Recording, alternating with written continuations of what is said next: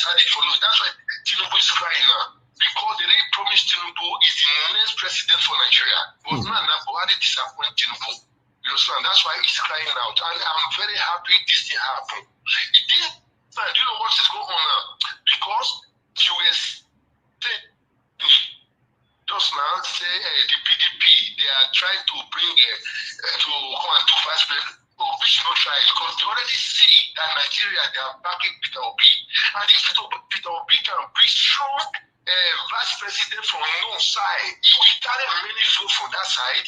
And the Yoruba, the Igbos, those we vote for Peter Obi. You know, say PDP will not get chance to do president. Or APC. And Peter Obi is going to take everything. Thank you very much, sir. God bless you. Thank you, Mr. Pius. Thank you, sir. God bless you, sir. Thank you very much. Thank you, sir. All right, our cause is paused for now. We need to move on to the next video so we can take it from there. Like I said earlier on, my people, there's this situation that's currently going on right now that Peter Obi needs to come back to PDP, you know, so that they can be made the vice president of Nigeria under Atiku. It's currently going on, although they are not saying it how I'm saying it right now. There's speculation going on. In fact, the formation regime is that Peter Obi refused them the first time, the second time, and the third time. I don't know if they want to make the fourth move. As we speak, Peter Obi is under pressure. Atiku is on his neck. PDP leaders on his neck. They want him back. Listen, guys, before I play this video, I want to make Nigerians understand something right here. Calling Peter Obi back to PDP doesn't mean they like Peter Obi. The reason why they want Peter Obi to come back to take the position as a vice president is not because they really want him. It's to distract Nigerians right now. The mood of Nigerians right now for Peter Obi is alarming everywhere. Everywhere right now in Lagos, I can say. I don't know about other states. But now that PDP is saying that they want him back to cross over again to PDP so that they can make him the vice president of Nigeria alongside with Atiku. Nigerians, what is your take on this? But before that, I would like us to listen to this PDP chieftain. His name is quite difficult to pronounce, Oye Gosha. I would like you all to listen to him on what he has to say here. Let's take it from here. So a lot of people are also arguing, based on what you said, that the Igbos too should, take the vice president, fight for it, and keep it. A lot of people are arguing that that's another high level of hypocrisy in the sense that the Igbos have been taking the vice president slot for over 44 years now. The first time the Igbos took the vice president slot was in 1979 elections, which two front-running parties had Philip Omiedi and the former vice president of Nigeria. I forget his name now. His name just got into my head. The architect, really. The first PhD holder in architecture in Nigeria. Alex Ekweme, yeah, Dr. Alex Ekweme. Alex Ekweme. Ekweme, yeah. So that was 1979. And since then, when you cascade it downwards, the Igbos have been taking the vice presidential slot. In 2003, President Buhari's running mate was Chuba Akadigbo. We've had Ben Obi, we've had Peter Obi, and the list keeps going on and on and on. So after 44 years, when you argue that they should take the vice president slot, a lot of people are saying that's hypocrisy again. And secondly, good laudable plan as regards education. But do we have the money to pay for it, to have free education from primary to secondary school level, owing to the fact that the first person that tried free education used 1/3 of his budget in the Western region to fulfill it? The United Nations recommendation is that 30% of every country's budget should be designated for education. So I believe that if we designate 30%, it definitely will cover what we are going to need to give free education from primary school to SS3. And there are too many areas we can cut. We spend so much on defense. Who are we fighting? Our neighbors, we can defeat them with Boy Scout. And we can't fight the bigger people out there. So why do we spend all that money on defense? We should cut down defense budget and take the excess and put it into education to give our children good education. The whole of Africa, we are not fighting anybody. And we can't fight Europe or America. So why do we waste a lot of money on defense? Back to the other issue of hypocrisy or no hypocrisy. I believe that the fact that an Igbo person becomes a vice president does not derogate from the fact that we still seriously want to produce president. And we should hold what we have or what is easily accessible while fighting for other things. I believe, for example, if P2B didn't step out of PDP and go to Labour Party, that everybody will be going for him and asking him to be the vice president. And who says you cannot graduate from vice president to becoming president? Is Sibajo not running for president today? So there are too many ways for anybody to access presidency. Some can, whatever means anybody can use to help make an Igbo man president of Nigeria is welcome. If you do your own through PDP, you're welcome. Do it through APC, you're welcome. Or do it through some other means by negotiation and diplomacy. It is also allowed. There's nothing hypocritical about it. But what I'm saying, we should not put all our eggs in one basket. And while doing the agitation, reach out to what is available, hold on to it while campaigning for what you are pushing for. It doesn't diminish from it. And other people have done it in the past. And there is this example you have given that Igbo people have had vice president. We have only had vice president once. And that was under Alex Ekweme, under Ashahagari with Alex Ekweme as vice president. Other people have also gotten vice presidential slots. Even under the military, we have only had opportunity of having somebody who you can refer to as vice president. That's a bit Ukiwe. But the Southwest have had Oladipo Dia. Ikubu has come from the other angle. So I don't think it will be proper to blackmail Igbo people and make it seem as if we have always often gotten vice president. We have only gotten it once under Shagari through Alex Ekweme. So we have to keep struggling to produce the president of Nigeria. But within the period we are involved in this struggle, whatever is possible, we should hang on to it. And we should hold on to it firmly while making our contribution to the development of Nigeria. Okay. If anybody is criticizing that, are you then suggesting that we should fight? No, we don't have to fight. That is the nature of politics. It is God who gives power, and it is God who takes it. For a long time, the blacks in the United States of America have always been contesting for president of the United States through Jesse Jackson and several other people. But see how many years it took before Obama emerged. So we are going to continue to agitate to have a president of Igbo extraction, but we will take the vice president if that is what is within our reach at this moment. And I think as it is possible for us to grab it, and I will support that we grab it, and I'm sure Hanese will support it, and I'm sure that every well-meaning Igbo person should also support it. I also believe that deep down, Peter Obi would know that if he were still in PDP, that he will be the strongest person running to be the vice president of Nigeria today, and that gives him a running opportunity to become the president of Nigeria tomorrow. So I am for lobbying Peter to come back from Labour Party to PDP so that we can begin to make progress in this direction.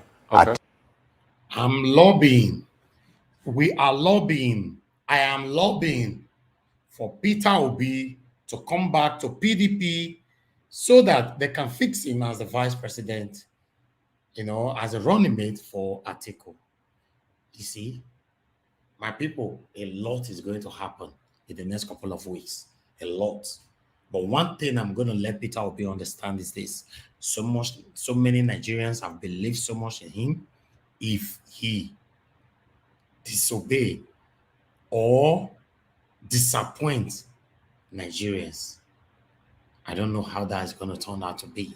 I don't want to speak other people's voice right now. I prefer to give the opportunity for my panelists to analyze this.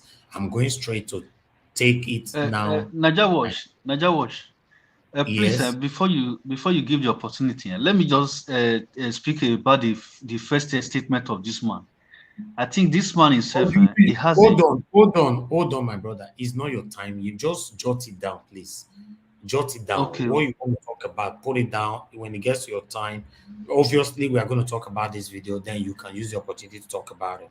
All right. You are the second person that I'm going to be calling, I guess. No, the third person. Let me go to.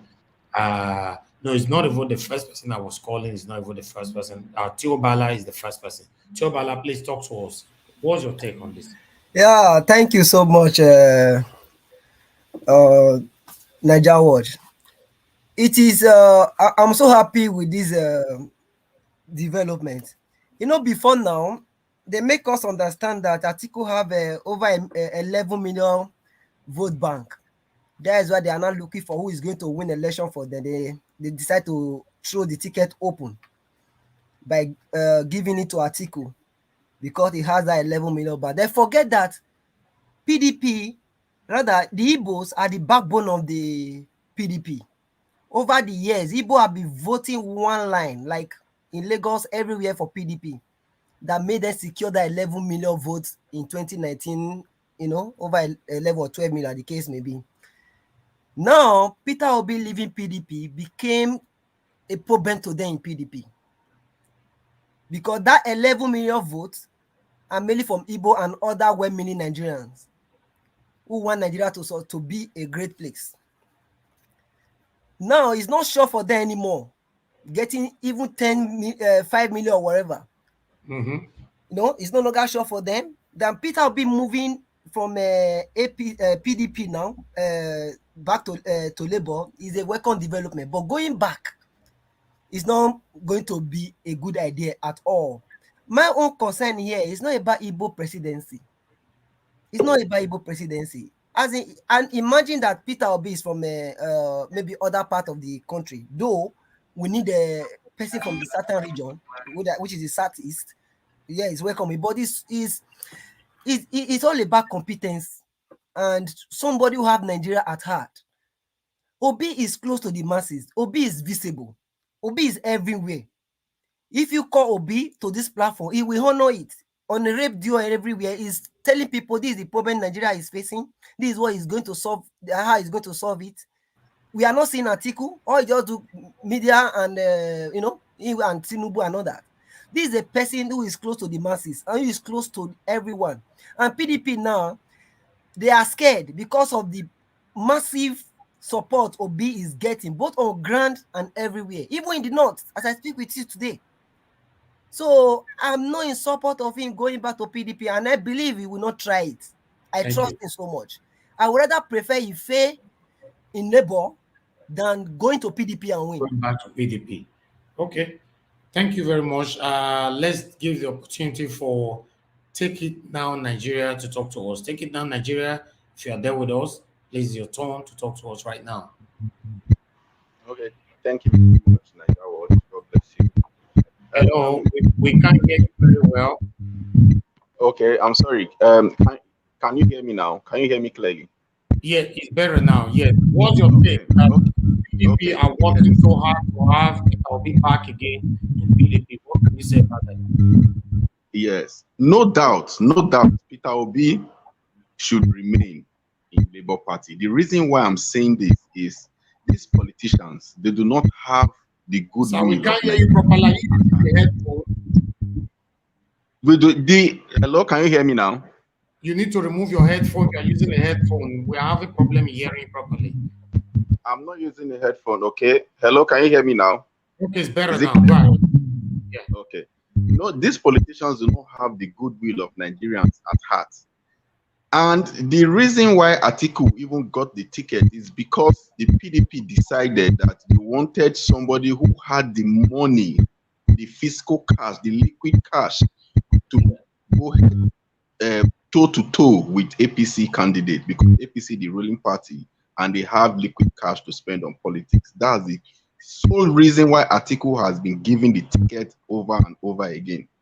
And the reason why Atiku wants Peter Obi back is because they want the Igbo people to play second fiddle, because they want the votes from Southeastern Nigeria. And Peter Obi should not be confused because he knows, first of all, he's a Nigerian. Secondly, he's an Igbo man. He knows that if he goes back to PDP to be vice president, his people will fight against him. Because right now, the Igbos are fighting against the system, same way Nigerians are trying to get out of this stronghold and this poverty. So Peter Obi knows very well that he cannot be president under PDP platform. And he knows very well that he cannot return back to PDP. If he does, his political career will be over. That's just the plain fact. That's just the truth. Peter Obi should go down on his feet, fighting to be president of Nigeria under Labour Party. That's my take. Thank you very much. Thank you very much. Taking down Nigeria. If anybody who is willing to give up their space right now, wants to contribute so that others can use it, I will appreciate that. You know. All right. Let's move on to Brother Nice. Brother Nice, please talk to us. Okay. Thank you. Yeah, that noise was crazy. What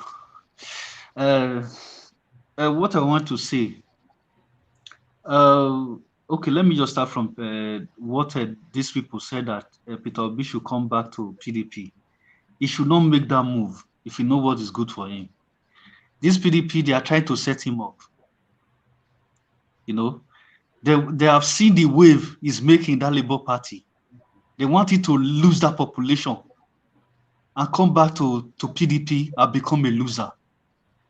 It's a big setup. These Kakus have planned it. They know that if he continues with that population he has, it's going to give them a big problem in 2023 election. So they are not trying to destabilize him. They want to bring him back. So these things is a political strategy just to bring Peter Obi down so that he will not contest, he will not become the next president, you know. So these old people, they know what they are doing. He should stay with that party where he is. He should continue with that same party. And let that man that just came out to speak in that Arise Telly. Yeah. He made a statement that was very scary.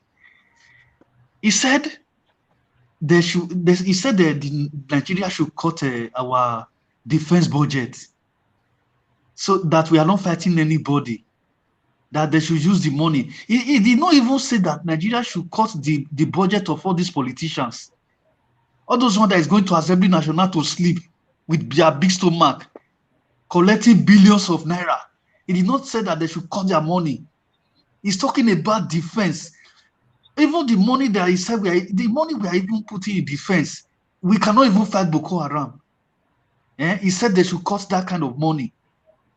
If we cut that kind of money, what if a neighboring country come to invade Nigeria? What is he going to do? So if he come to power, that is what he will do. That man, I don't know if his brain is functioning very well. These are our old people. This is the problem I have with them. They are taking from the other country in the world now. They are even increasing their budget of defense. And this one is talking about cutting defense budget in Nigeria. Ordinary Boko Haram self, with this kind of budget we have, we cannot fight Boko Haram. Imagine if Sudan invade Nigeria. So I don't know where these people, they are thinking from back. These are our politicians. He's telling Peter Obi to come back to PDP. Nigeria Watch, thank you, man. That is where I will stop for now. Thank you, my brother. I can see that you are disappointed, especially if this happened. I wonder how Nigerians are going to react to this. Let's move on to Mr. Lucky. Mr. Lucky, are you there with us? Yes, good evening. Yeah, thank you, Mr. Lucky. Please talk to us, sir.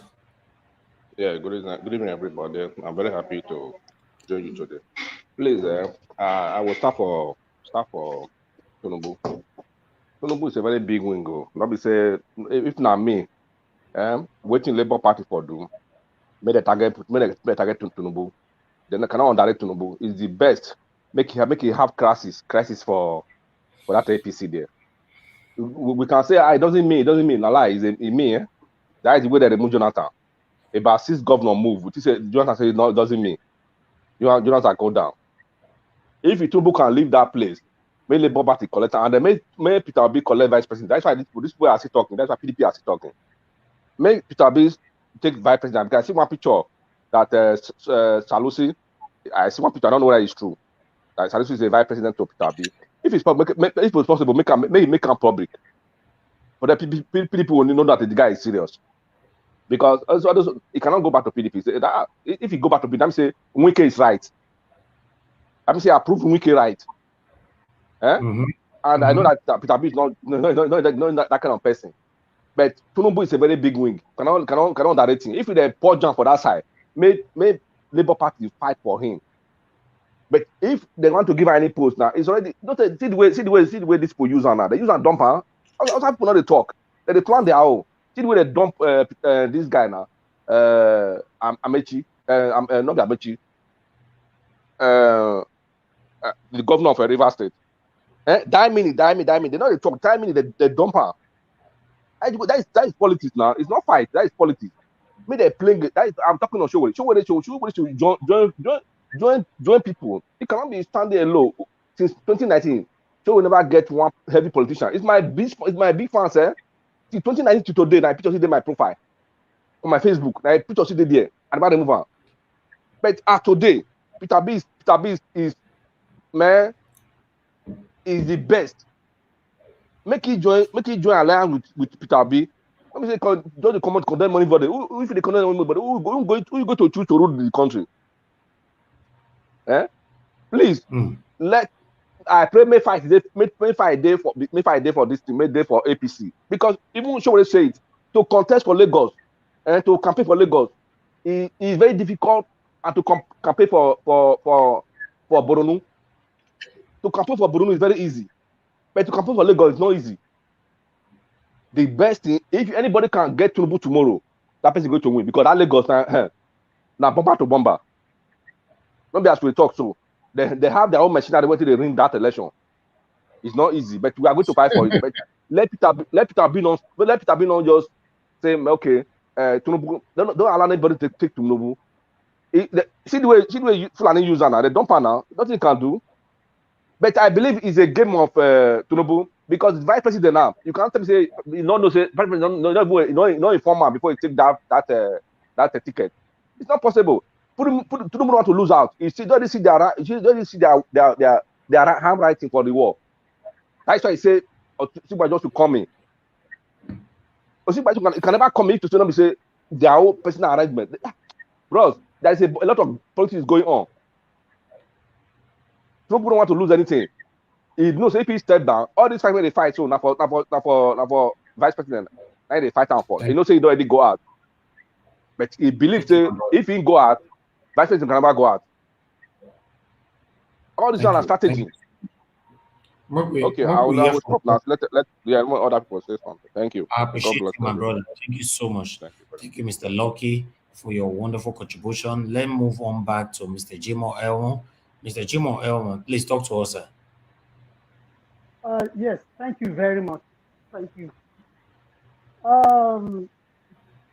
The man that just the video you played before from this Mr. Oyega Kota or something, you know.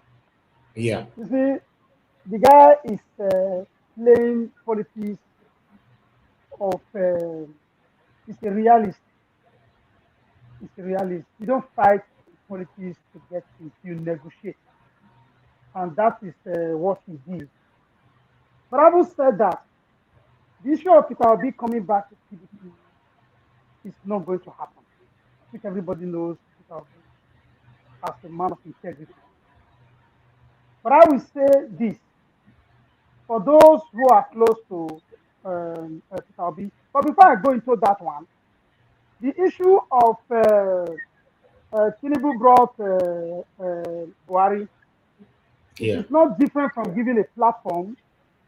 Showore did a dossier about Jonathan that won the heart of everybody against Jonathan. If we are talking about Tinubu, Showore should be included as for that. Now, Peter Obi, because we live in the 21st century, so we need a leader to drive our economy technologically.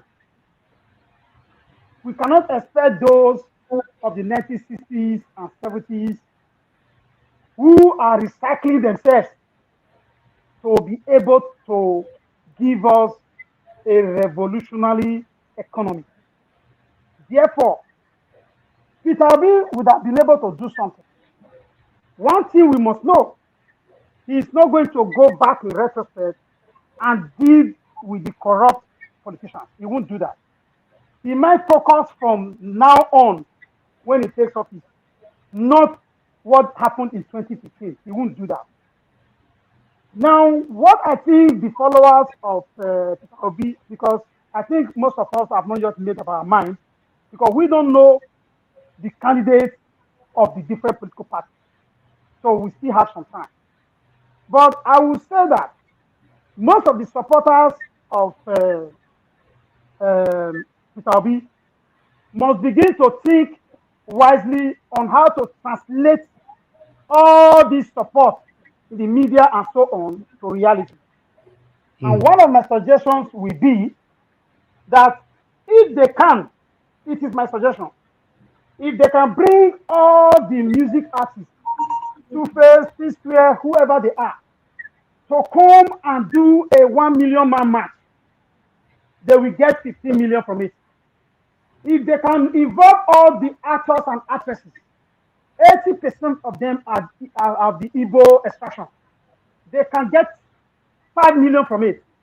If they can go back to Christian religious leaders, bring everybody, human rights activists, Shawara and the rest are not too big to work for their fellow brothers. With this, these are the only way we can be able to map out a lot of votes for this man.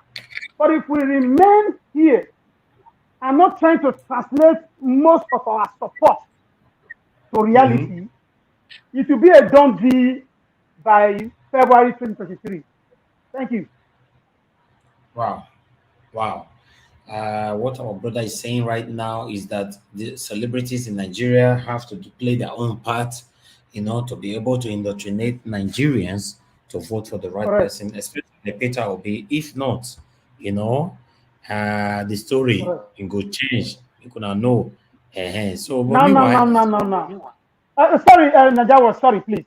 You see, the reason why we are saying that Tinubu is a big number is this. In his nomination form, 12 governors signed for him openly. 12. APC had 22.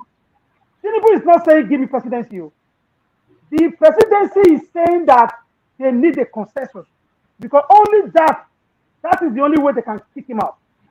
Tinubu is saying let's go to the field.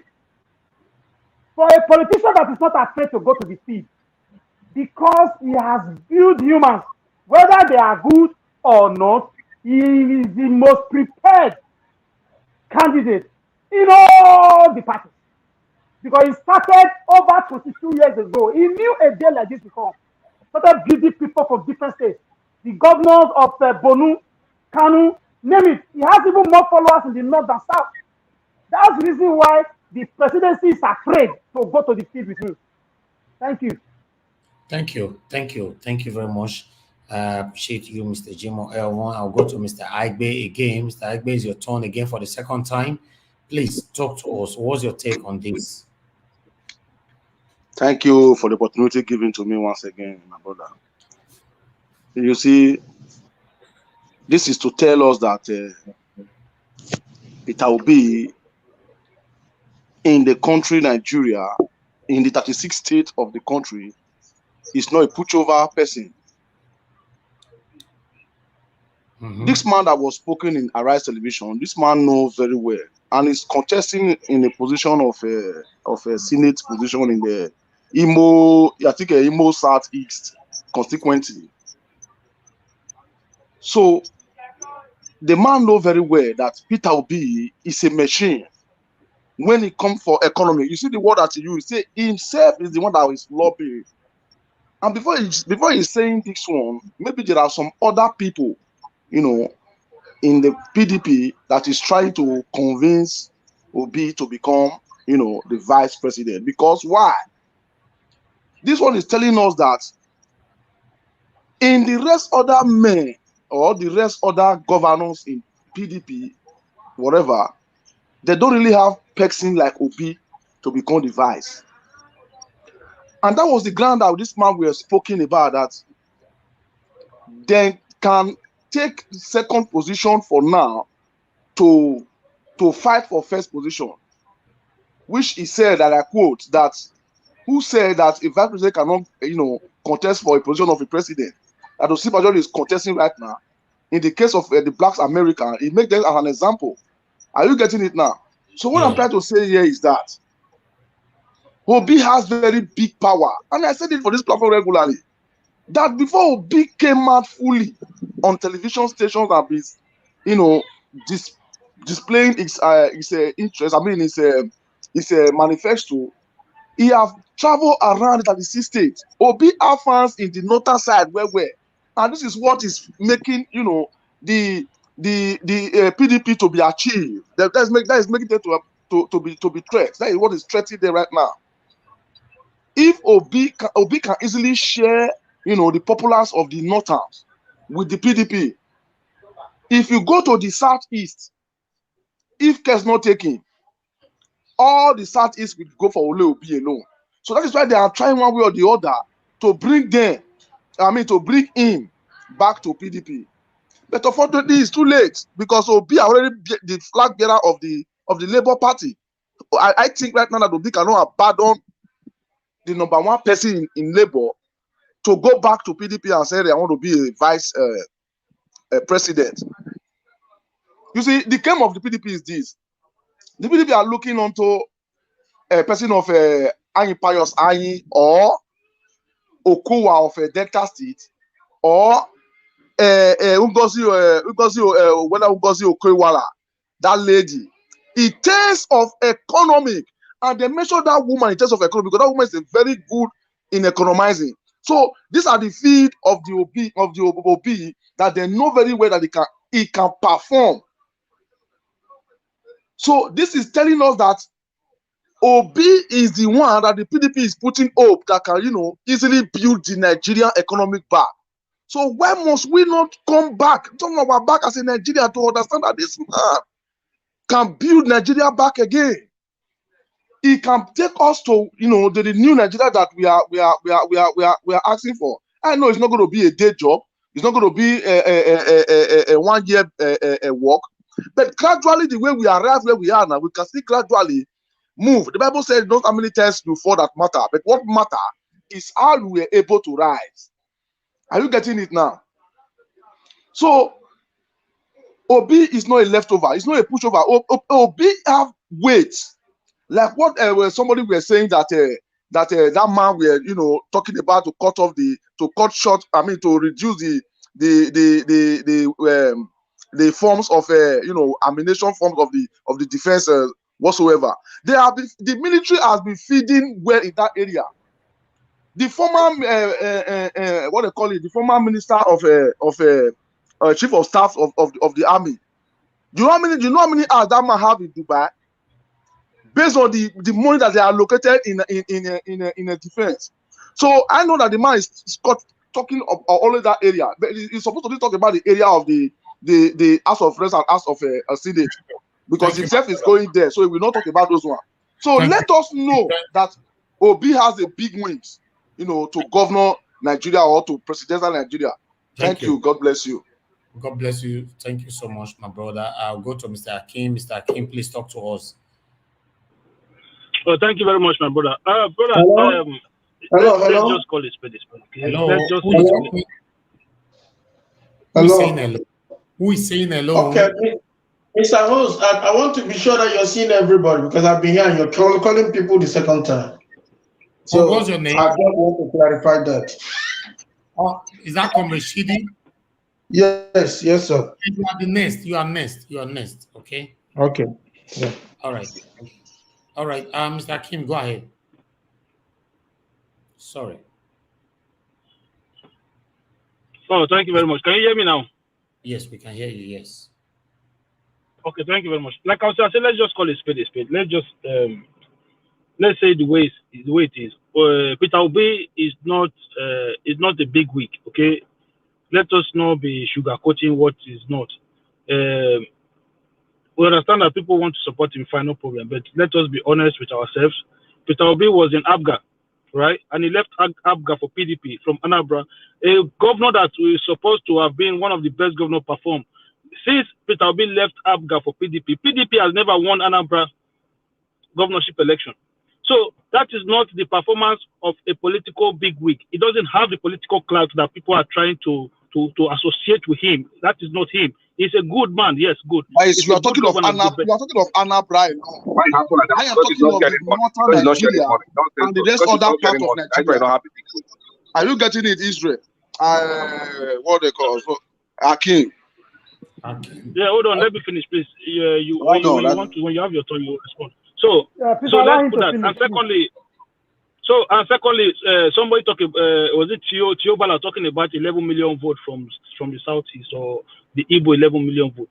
My brother, that is you're not going to get 11 million votes from any. No Southeast. Atiku, the reason why they give Atiku ticket, they believe that he has a 11 million vote bank all over Nigeria at hand.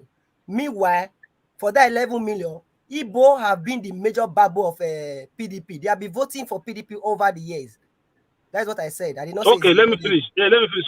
So 11 million vote for Atiku Bank, and Igbos, the Southeast have been voting for PDP.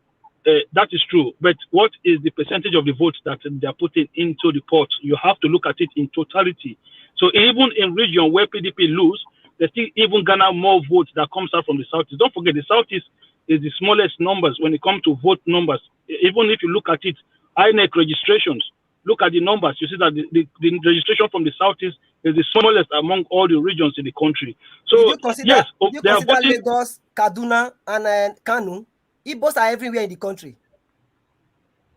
No, I'm talking about a particular region in itself. I'm not talking about the spread. If you talk about, you have Hausas everywhere, you have Yorubas everywhere, you have Benis everywhere. So we don't do it like that. We look at the registration patterns from each region. That is what I'm trying to analyze now. So if you look at it from that aspect, the number of votes that in percentage that is being contributed by the Southeast into the PDP pot is not that huge. But the thing is, everybody understand that for fairness, for equity's sake, right? You have to carry everybody along. We understand that.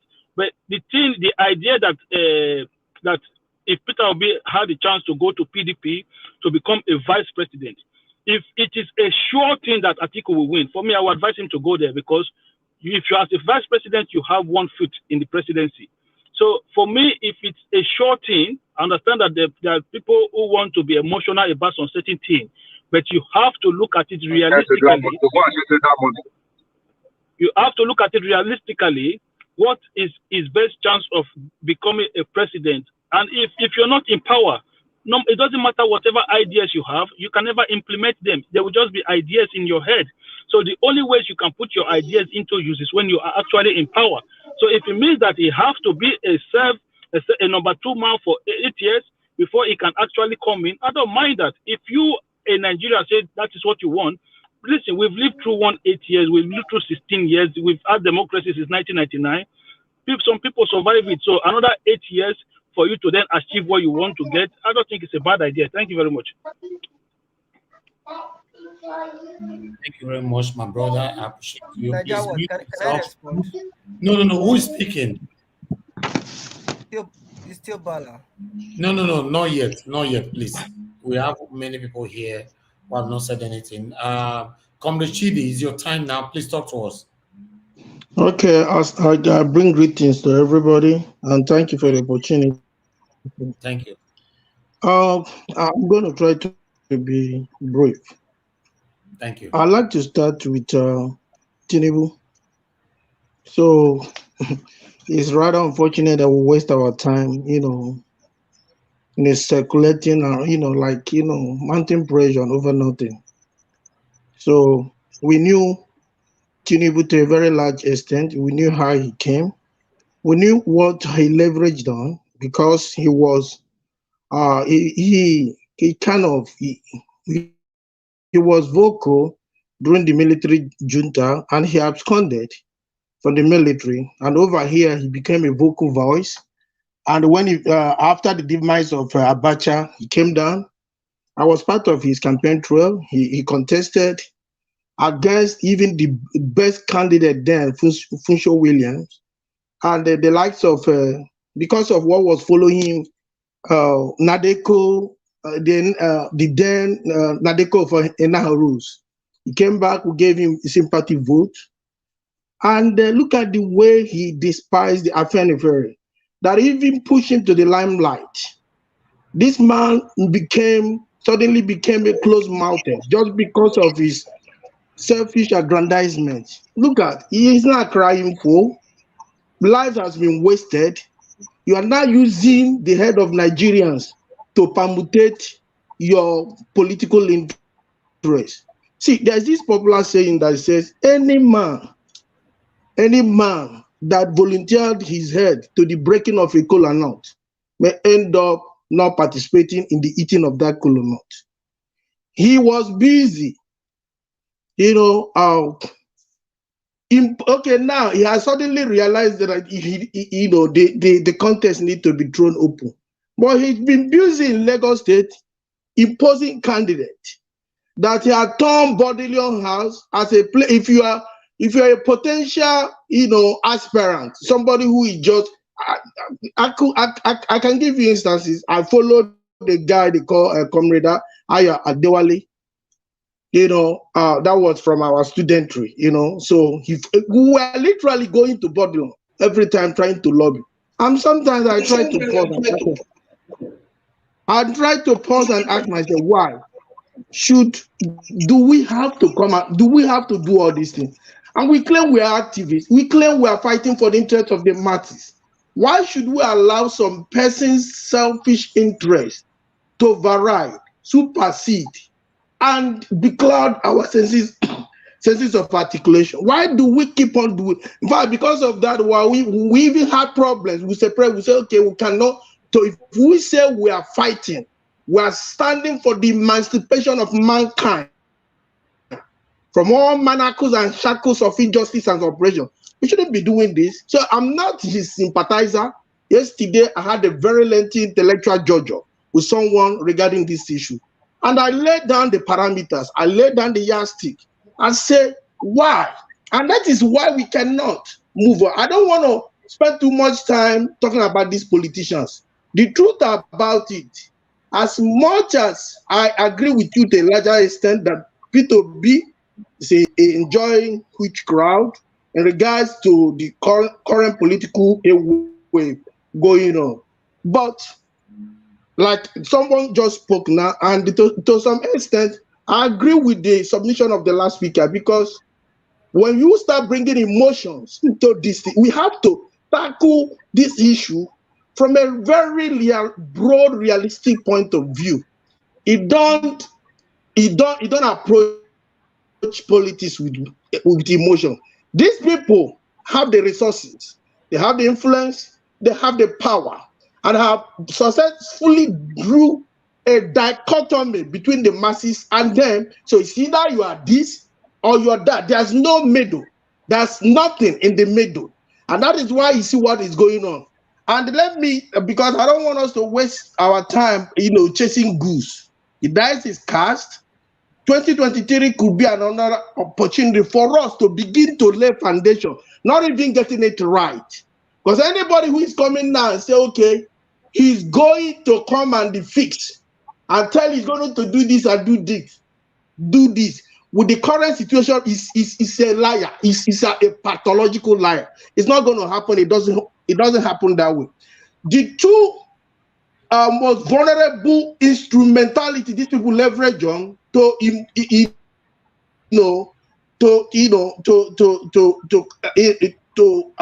unleash terror on the masses are: number one, the security agencies; two, the INEC.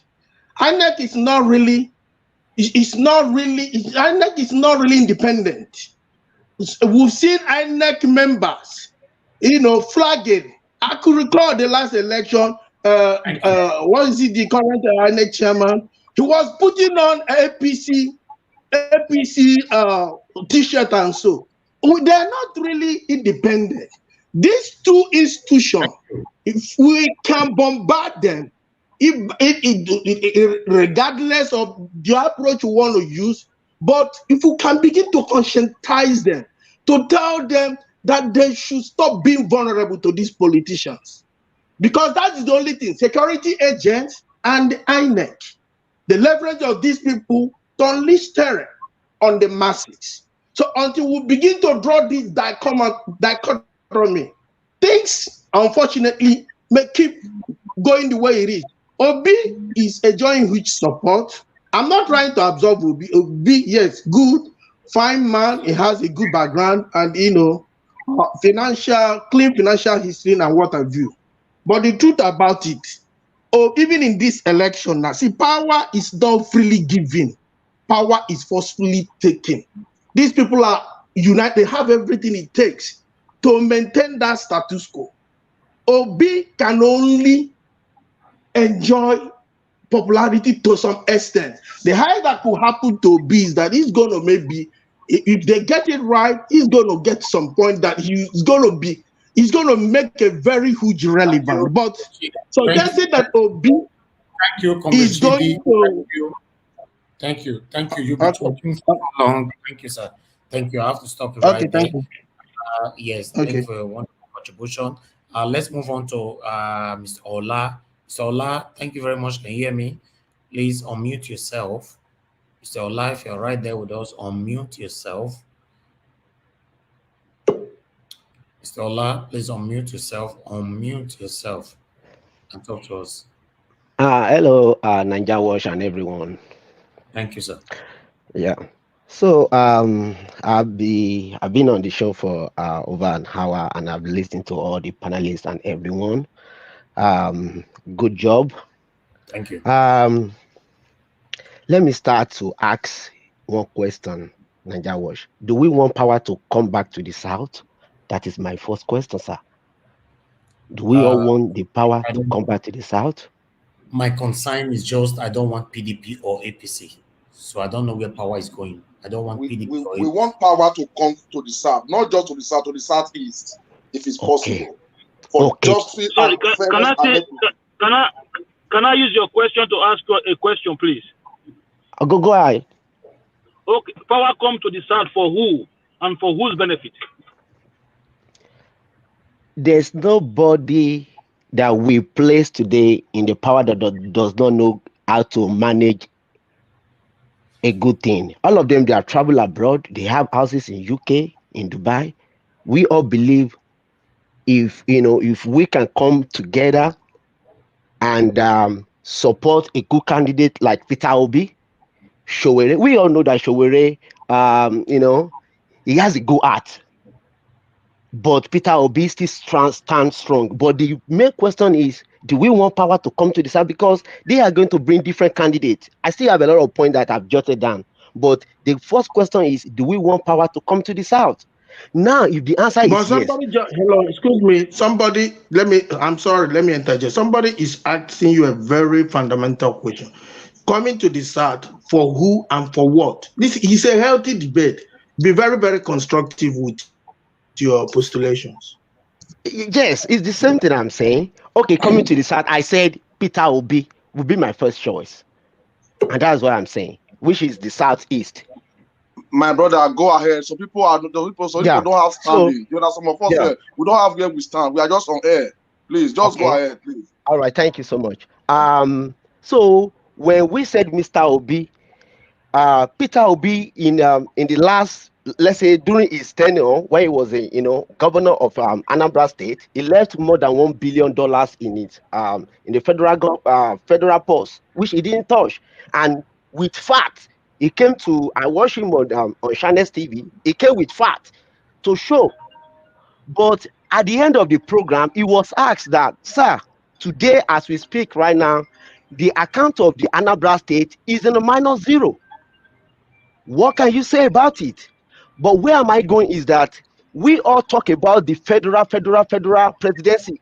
The most important election is the state government. We send all the senators there.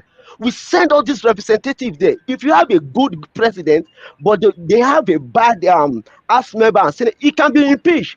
His hand can be folded up. What about if we have a good government that left a lot of money, billions of dollars in the treasury? Another government can come there and still take the money. So this question needs to be answered. And now go back to Tinubu's statement yesterday, day before yesterday. They are all, it's just like a family. APC is just like a family thing because they are already, if we look at it back in 2015, Buhari doesn't qualify, but they all have agreements. So, but to me, the way I see it, I know everybody can, cast, all manner of something about him, but I just see it like he was frustrated. That's why he came out to say, oh, I made you. So that is that for that, because we Nigerians, even though if they bring him, if APC bring him as their flag bearer, we Nigeria will decide. We can say we don't want him, and he will go back to his, to his house in Lagos State and live there. But the most important thing, which is the solution, which is the way forward that I think we can do, is somebody like you, Naija Watch.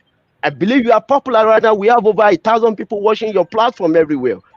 We can use your influence and people that have the willing to want Nigeria to change, not by calling on the phone. Let us, with our resources, even if it's $10, to join us with the influential youth in Nigeria. We need to move from one state to another, talking to all these leaders, doing our own work underground. How can we step for this person, step down for this person? Wait, we want all of us, it's just the betterment of Nigeria. That's it. If that is the goal, man, why can't you just wait for? Because when division comes, that is my own fear. When we divide the vote, Atiku will win the election, and we don't want PDP. We don't even want it to go back to the north. That is my own thing. Thank you. Thank you very much, my brother, Mr. Ola. Thank you very much. Naija Watch. Yes. He said, Brother Nice, I want to give you this information now. Okay.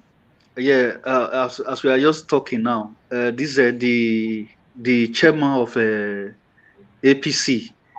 So it don't set for Tinubu, and they blast Tinubu now for that statement. If you finish, then you go watch her. They blast him for this thing, Arise News with this thing. I know there will be more fights. No problem. We'll talk about you that. You go talk say they go wait on Monday now. They're not waiting Monday. They say APC is not. They say APC is not. Definitely on Monday we'll go know their flag bearer. It's okay. We don't want to divert our conversation. It's okay. You have passed that, my brother. We'll take that one on our next broadcast. All right, let's move on to Mano Bende. Mano Bende, thanks for joining us. Good evening to you. What's your take as PDP is currently lobbying to have Peter Obi back in their party to make him the vice president or a running mate for Atiku? Very good evening to everybody, and thank you for this opportunity once again. For me, I think when Peter B was leaving PDP, I think he broke clean, and that actually showed his class. So to now want to draw him back to a crumbling or falling house is a bit of an insult, So PDP should understand that the man took a very bold decision to step out of that gathering called PDP to be able to kind of light up another city, a city that had no light hitherto before, like 2 weeks ago, is suddenly a possible third force in Nigeria with a kiss in the middle. The kiss in the middle being that the Nigerian youths and the labor movement, they are strongly enthusiastic about this possibility of making a non-entity of a party like Labour Party something that is able to push aside APC and PDP at once. Why am I saying this? When you think something is not relevant and you let that thing go, and suddenly 1 day or 2 days after, you start calling that thing back, Let's use a love story, for instance.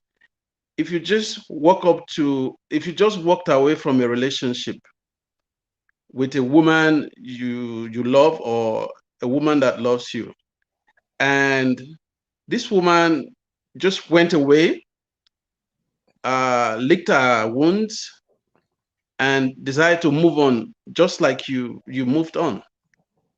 2 days after, you heard that she met a millionaire, and she's actually doing better than she was doing with you. So then you now call her up to say, hello, Cynthia, can you please come back? Is that possible? So that's exactly what is going on.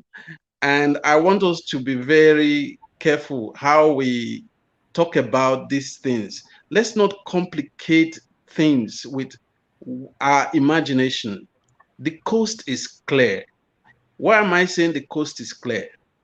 Slowly but surely, the Nigerian youths are buying into this momentum. And that's what we have been preaching here. So the Nigerian youths we once thought were sleeping or idling or showing apathy, they are suddenly buying into it. And I think it's a very good development. Thank you. Thank you very much, my brother. All right, let's go to CN. Good evening to you, sir. Thanks for joining us. How are you doing today? Happy weekend to you. Niger Watch, I wish you the same, and then good evening to all those that have gathered today, members of the panel and those watching from far and wide. You see, let me start from the last issue at hand, which is P2B. Let me put it this way. Telling P2B to go back to PDP is a monumental insult of unquantifiable proportion to the entire Igbo race, home and abroad. Not just only Igbo. Let me put it that way. Okay. It's a very big insult. This is a man that is sound in mind and body, who has been able to articulate the problem of Nigeria since 2017, that he gave a talk at this normal Pastor Poju something, I forgot the platform, that has been reverberating since. And now the man has oiled his machine. He went to PDP. They used the dollar to scare him. People said he hasn't got money to spend. Now he left for Labour Party, and they've now seen the momentum that is following him. The youths between the ages of 18 to 35, they are not doing anything. P2B is talking to them and they are following him. Why are they drawing him back to PDP again? It's an insult to me anyway. P2B is wiser than all of them. He's not going anywhere. I can bet my life on it. He's not going. He can't go because they vote for the first time. Ndi Igbo are queuing for PVC in Nigeria. I'm telling you because I'm from Anambra State. I'm in touch daily with what is happening. Because of P2B, people are queuing for PVC because he went to Labour. P2B going to Labour wasn't entirely of his own making. Top Igbos decided that, even including some part of Ohanese, they said, look, get out of PDP. Go to any party, we will follow you. And P2B talked to Pat Otomi, who is also a very clear-minded person. Now he's in Labour Party. You see, let me underline it. Nobody knows tomorrow. If all our efforts, the whole of South youths, Southeast, Southwest, Middle Belt, if by 2023, in the end, P2B, maybe P2B did not win, we will hold our head very high that we tried. And then we have, that is the thing. It's not, P2B said he's not desperate to be president, but he's desperate for Nigerian youths to and the struggle will still continue. And yes, and then he also said that it is better for him. He preferred to do the right thing, in other words, to be clean and fail, than to do the wrong thing and win. Somebody can tell you, I read day and night for this exam, but in the end I didn't pass. I say, well, I don't know why. Then for somebody to go and cheat and forge certificate and forge a name and be answering that he had a degree, that person will never rest. You, the person that wrote the exam and failed, will sleep freely than that person who forged it. So that is as far as that one goes. For Tinubu, what I want to tell Tinubu is, what goes round comes round. It has now opened to everybody, particularly the people from the Niger Delta, South, that Tinubu orchestrated the removal of Jonathan. TVC, the Nation newspaper, he cornered everything and was telling lies. Jonathan was training snipers 1,000 to be able to finish northern Nigeria, saying all sorts of lies, turned the people public opinion against Jonathan. Papa, this old man they call former governor of Osun State, called BC Akonde, an old man like that, he called Jonathan kindergarten. He's clueless. Professor Aki Oyebode, professor of international law and jurisprudence, University of Lagos, he said he's ashamed that somebody with a PhD will be performing like this. There's no name they didn't call President Jonathan. But mind you, Jonathan was the person that assembled Okonjo-Iweala here, then Agitation, the one in agriculture, and all the other teams, and Nigeria became the biggest economy in Africa. Yet, Tinubu undercut when Jonathan zoned the speakership to Mulika Akonde from Osun State. Tinubu said no. This is what it benefits his Yoruba people. He went and bring in Tambuwal. Despite Tambuwal coming from the northwest, where Namadi Sambu is as VP, Tinubu brought Tambuwal and make him the speaker, just to tell the Yoruba that Jonathan marginalized the southwest, which is a lie. We all know this. He used all sorts of evil plot to tarnish the image of Jonathan. Now, what is happening? My brother, what goes round comes round. I have no sympathy for him. In fact, my next move to advise is EFCC should move in immediately. That man should be in jail till he die, till the end of time. He's an evil man. Somebody who put Lagos state government in his pocket. Where will I start? Where will I stop? For the first time, Igbo man will vote in Zaria. Despite everything, nothing will happen. Vote in Medugri, nothing will happen. Vote in Sokoto, vote in Warri, vote in Port Harcourt, Uyo, Akwa Ibom. It's only in Lagos because of Tinubu's evil machination. They destroyed the Igbo vote, got it burnt. Now, who will the Igbos vote for? If you vote, if you vote for Sanwo-Olu, APC, Yoruba, Sanwo-Olu, you vote for PDP, Jimmy Agbaje, Yoruba, you vote for ADC, Edu, Yoruba. Who is Igbo man voting for in Lagos, if not for Yoruba? Yet Tinubu was able to instigate and they got it burnt. I have no sympathy for that man. In fact, such a person, if I see a way of poisoning him, I will poison him. He should get out. Thank you. Thank you, sir. Thank you. I can see you are very, very angry right now. Everybody entitled to their own expression. That's not a problem at all. Let's move to Mr. Okundaye and let me start taking some calls right now. Mr. Okundaye, thank you very much for joining us. Good evening to you. Happy weekend to you. Please talk to us. What is your take? We are talking about Peter Obi right now, as PDP are currently lobbying to have him back in PDP to make him the vice president, or rather a running mate for Atiku. What's your take on this? We all understand that the slogan of PDP is power to the people. So wherever power is, wherever people is, that's where power belongs to. So PDP have seen it that they have failed by pushing Peter Obi away in the name of he cannot give them money. So now they have seen all the people behind Peter Obi. So they are trying to say, if we are able to deceive him, he will come back to us. Peter Obi is not fool now. Or neither if Peter Obi is blind, that he cannot see all this crowd along with him. Peter Obi is well-learned and intellectual person. So he has internet in his own house. He's watching the way crowd. It is only Peter Obi addressing youth congregations. We have not seen it in PDP or my property. We are not seeing them addressing where students. Peter Obi and all Nigerian, at least let me say, in 100%, 50% of it are students. So this and young ones. So Tinubu now is telling this student, if you want your life to be better, sorry, not Tinubu, God forbid Tinubu. Peter Obina is telling them that if you want your life to be better, you will all support, you will all come together. And all of them is really coming together. So this is what PDP seeing now, and they try to say, oh, if we, the man have not just said they have won him. So they are trying, and there is no anybody who will, just like what make our son not to return back from Ife. He said, I have been a king here already. So the thing you want me to become, I'm being on it, so I cannot come.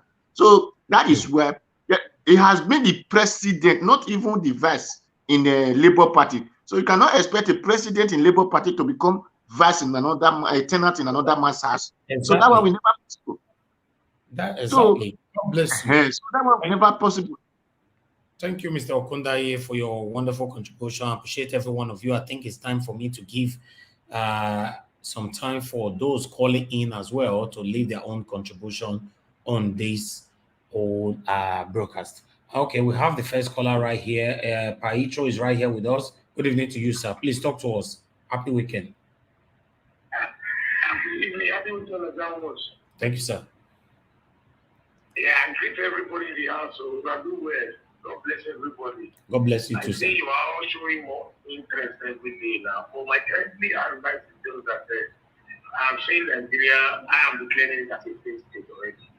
The way this is going on. First, let me just draw a line back on how this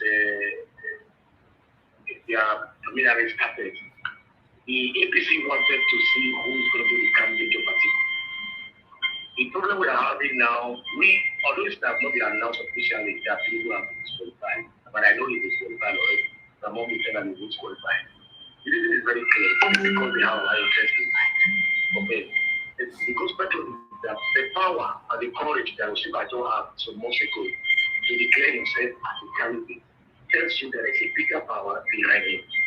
When you wake up in the morning and you see a small boy trying to go and give a big man slap, you know that there's a giant in his back telling him to do what he's doing. Yorubas are not like that. So, Buhari said some days ago, who watched that video, he begged the governors of APC to allow him to be successor. Okay, that statement tells me that the person they have in mind is Osibajo. But the governors are trying to wait in rule of Jonathan because they foresee that probably Atiku will win that community PDP. And the only person that can fight Atiku will not is Jonathan. But actually, that is stupid of Jonathan. And if Jonathan comes into power, he cannot do more than what he did before. Because the structure of Nigeria these days is very clear. Maybe you don't understand what is going on. If you bring Jesus Christ now to Nigeria to become a candidate, he can't do anything in Nigeria. Because those who created the power, who built the power, who chose the leadership, are still there. So the only way we can be able to change Nigeria to lay down a good structure is to go back to the drawing board, align all regions to grow at their own pace. Thank you. That is the best way. No person can come to power now by himself except the cabals bring it to power.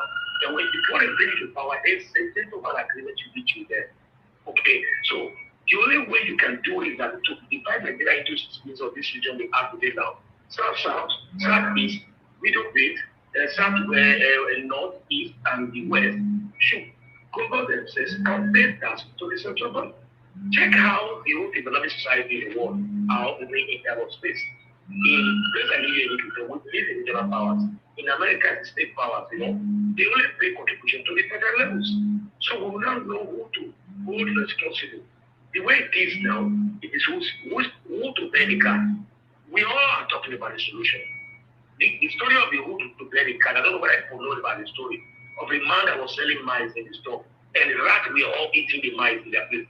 The wife suggested that they should buy a cat so that all the rats will run away. It is a good idea. They bought the cat, but the rats were no longer coming out to come and eat again. One of the smallest rats there, when they eat with, said all they need to do is to tie a bell on the neck of the cat. When the cat is coming, they will know that the cat is coming. It's dangerous. They will run away. Thank you, they sir. all kept quiet. They were happy. This is a good suggestion.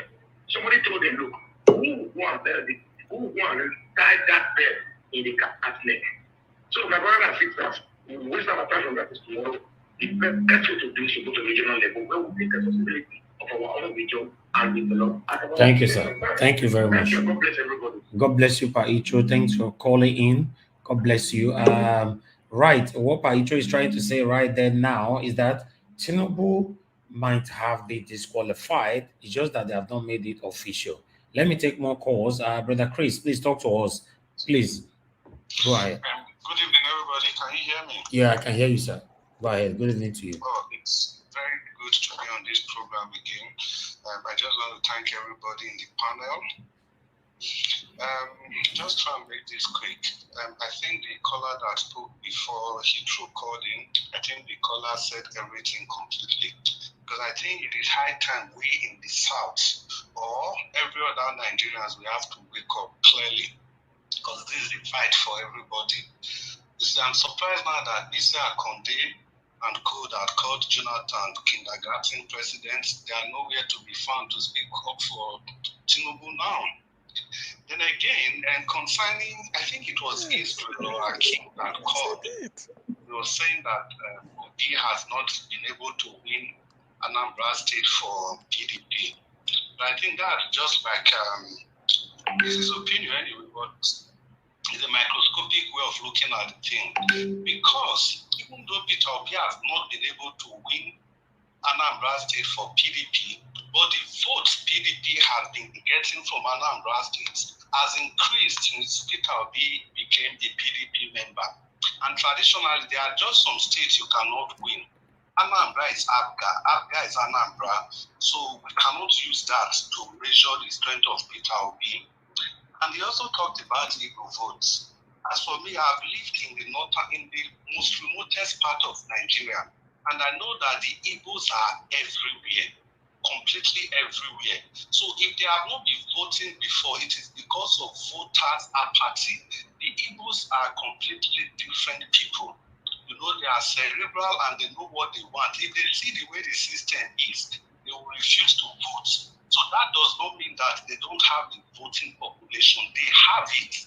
They are spread all over the nook and crannies of Nigeria. I've lived in Yobe, I've lived in Zamfara, in the remotest part. And everywhere you see the Igbo, they are there. They have the vote, they have the population, but they've not been voting because of the quality of representation that the system has thrown up. But with the coming of Peter Obi twice, the website of Labour Party crashed twice. And INEC cannot handle the number of people trying to collect their PVC. So all in all, I think we all should not just jettison Obi. And like somebody said, it will just be an insult if we should even go back to PDP at all. And conclusively, even if Obi loses in Labour, it is better he lost in dignity and we wait for the next time instead of joining Atiku. Which Atiku? Thank you very much. God bless you. Thank you so much. All right, my people. Before I have been waiting here. Before I come back to you guys, this is straightforward. Let me put this. Someone have been waiting here. Please, hold on. Please mute yourself. You know, let me make this clear again. Peter Obi is, in fact, is pulling the crowd right now in Nigeria. He's currently pulling the crowd. If Peter Obi, which I know is not going to ever happen, if Peter Obi decided to move back to PDP, his political career will be damaged forever. Nigerians will hate him forever. Exactly. I'm not sure he will ever want to do that. Never. Who is Atiku? Where Peter Obi will go be vice president? As long as I'm concerned, PDP and APC cannot do it for Nigerians. I've said it over and over and over again. If you make mistake to vote for PDP or APC, trust me, guys, nothing will change. Nigeria will remain the way it is. Like some of my contributors said earlier on, that Peter Obi might not win now. Although I'm not a supporter of that because I believe when that time reaches, you can't change it. It is possible for Peter Obi to try for the first time and he will win for the first time. It is possible. Nigerians are clamoring now for who they want. Even INEC is indirectly, as we speak, supporting even Peter Obi. I don't want to go there allegedly because we are doing our underground research. Everybody is feeling the pain, my brother. Yes. We do our underground work all the time. We don't just wake up and say, let me go live. We do a lot of research before we come on air. Researcher. It's part of my job. I studied media, film and media. So it's part of what I do. Everybody, like my brother just said, is tired. Some of us are only deceiving ourselves. Even some of them, they are paying for. They are giving money right now. In most cases, when they are eating the money, they are drinking water, they are eating goat meat or beef or whatever, they are still feeling a heartache. They are feeling pains that what they are doing is wrong. Nigerians have said it over and over again. If you vote for PDP and APC, the unfortunate part of it is that we all will suffer. I wish it would be you alone that will suffer. But we all will be affected. These people can never, because I know they normally say don't use the word never. These people can never change anything for us. Just check what Tinubu is saying, for Christ's sake.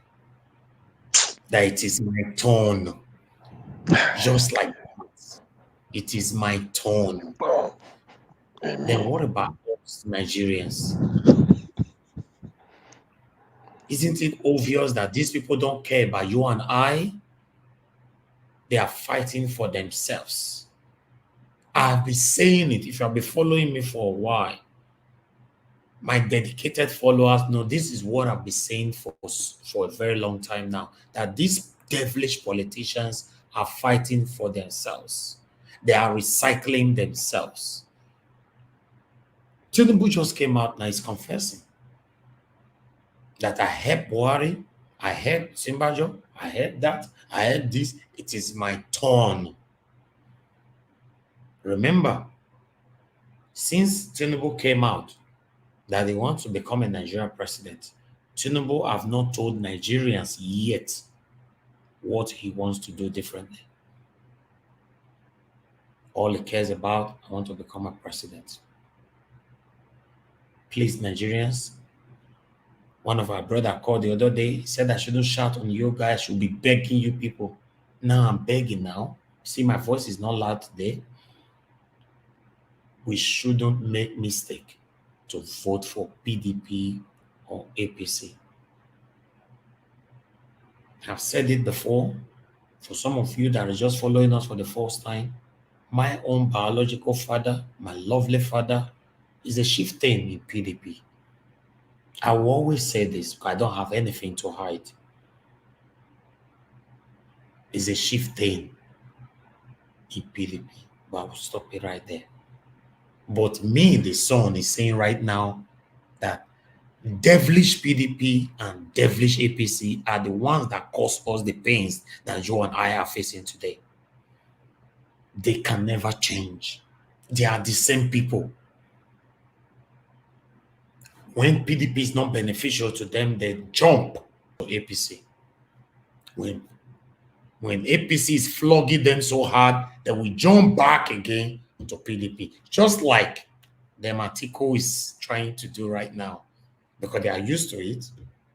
They want Peter Obi to jump all the way back again to PDP. Even putting this in consideration, My question is, are they putting us in consideration as well? That, okay, this thing we want Peter Obi to do now, what will Nigerians think about it? Do they? The answer is no, because they don't care about us. They don't. I played the video earlier on from Arise. You heard them. Two of them, amongst those that were talking right there, said these politicians, they are liars and they don't care about us. It's simple. Which other language do you want us to use to explain this? That these people don't care about you and I. Any party you want to vote for, as long as it's not PDP and APC, me, I don't have problem with that. But the way it looks right now, Peter Obi is paving the way. So shall it be. More Nigerians should embrace this. And the beautiful thing about it now, more celebrities are clamoring now. I like this. Do you know when I'm just driving right now in Lagos, I'm just happy. Yeah. There's joy in my heart. Because for the first time, I'm seeing unison within Nigerians. For the first time. And there are more you're going to see the next couple of weeks. If for any reason, God forbid, but if for any reason, Nigerian government manipulates someone like Peter Obi, suppressed him, oppressed him, suffocate him, and it's obvious to Nigerians, I bet you, probably, I'm not inciting violence, probably war might happen. The one that happened in NSAS is small. I'm telling you, even a place I went today, the way guys were shouting, their argument, only for one person as we speak right now, Peter Obi. Peter Obi made the best ever decision by moving out of PDP. Good. Because this clamoring right now, this noise right now, you and I wouldn't have seen it. Do you know what we would have seen right now? We fold our arms and just say, now PDP and APC, now what you would not say make we do? That's what we're saying right now. I'm very sorry they laugh. So please, Nigerians, let's get this right. Let's get it right. Many of us are privileged. We live abroad. Many of us are privileged. We are dual citizens. Many of us are privileged. We can never go hunger forever again. But whether you like it or not, the situation in Nigeria is affecting all of us. It's true. No matter how rich you are. It's crazy. We must say it, Iris. Thank you very much, my people. I'll give 1 minute to everybody to speak this time, and let's round up. I'm starting with Tiobala. Tiobala, you have only 1 minute. We are rounding up. Please use your 1 minute. Yeah, thank you so much. Please, before you move on, I want everybody to use their 1 minute to talk to Nigerians. Okay. That's it. Go ahead, Tiobala. Okay, thank you so much. I want to use this opportunity to let Nigeria know that we are strongly behind Peter Obi. People should also know that Igbos are everywhere.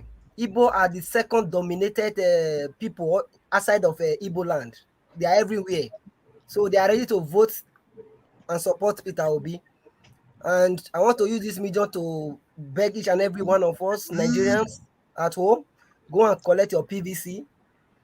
Get everything ready. Collect it. People are there.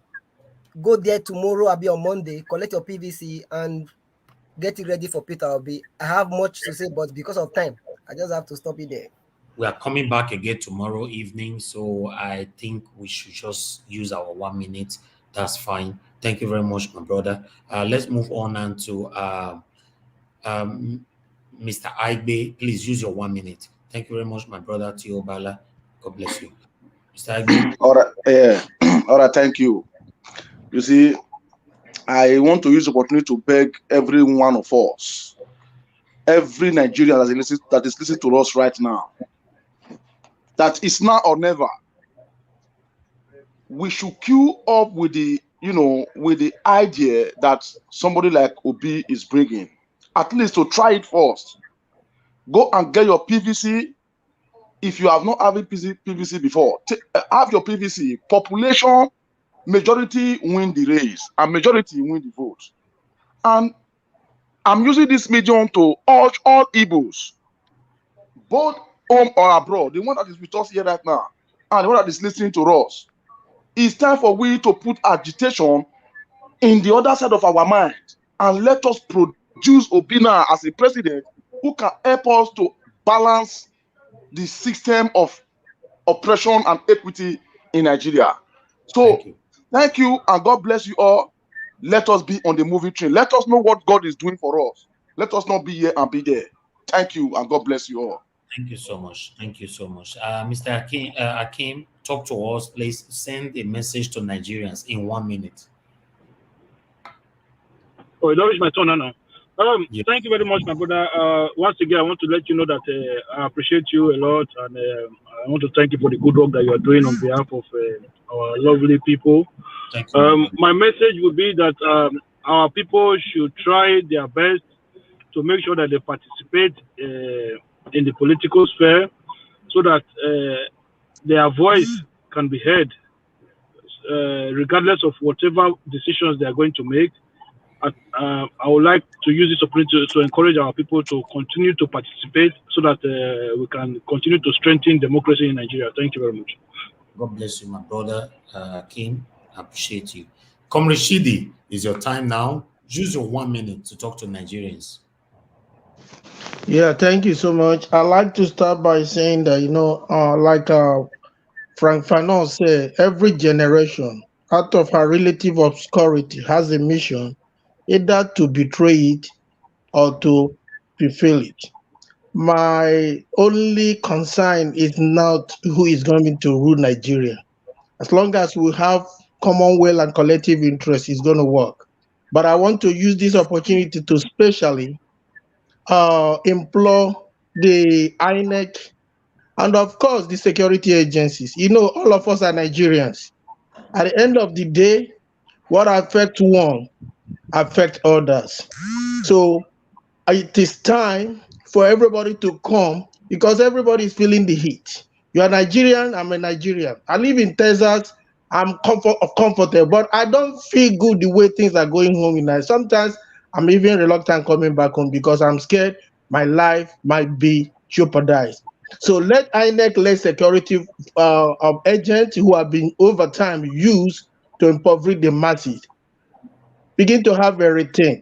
At the end of the day, if we get it right, it's going to work for every one of us. Thank you.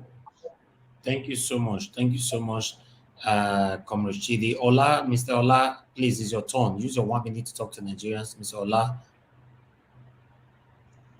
Thank you. My 1 minute is just to beg the Nigerians to let us remember that we have the power. And our PVC is our power to elect the right candidate to represent us. Don't forget that the good life started from the local government, not only the president. I have seen that people are paying too much attention to the presidency. Please, the House member, the Senate, and the governor, please, let us use our PVC. It's our power. Thank you. God bless you. Wow. Thank you very much, Mr. Ola. I really appreciate you. Now we are going to CM. Mr. CM, please talk to us. Use your 1 minute message to Nigerians. Okay. Dear Nigerians, my appeal to you people is to not to lose hope. Help is on the way. If the system, if God could bring out P2B from PDP and push him to Labour, that is the direction to follow. We've tested PDP 16 years, APC for 7 years now, or more than 7 years now. Nothing is changing. Nigeria is the poverty capital of the world. Population of India and China is 2.8 something billion people. Nigeria is under 300 million, yet we have more poor people in Nigeria than India and China put together. That should tell you something.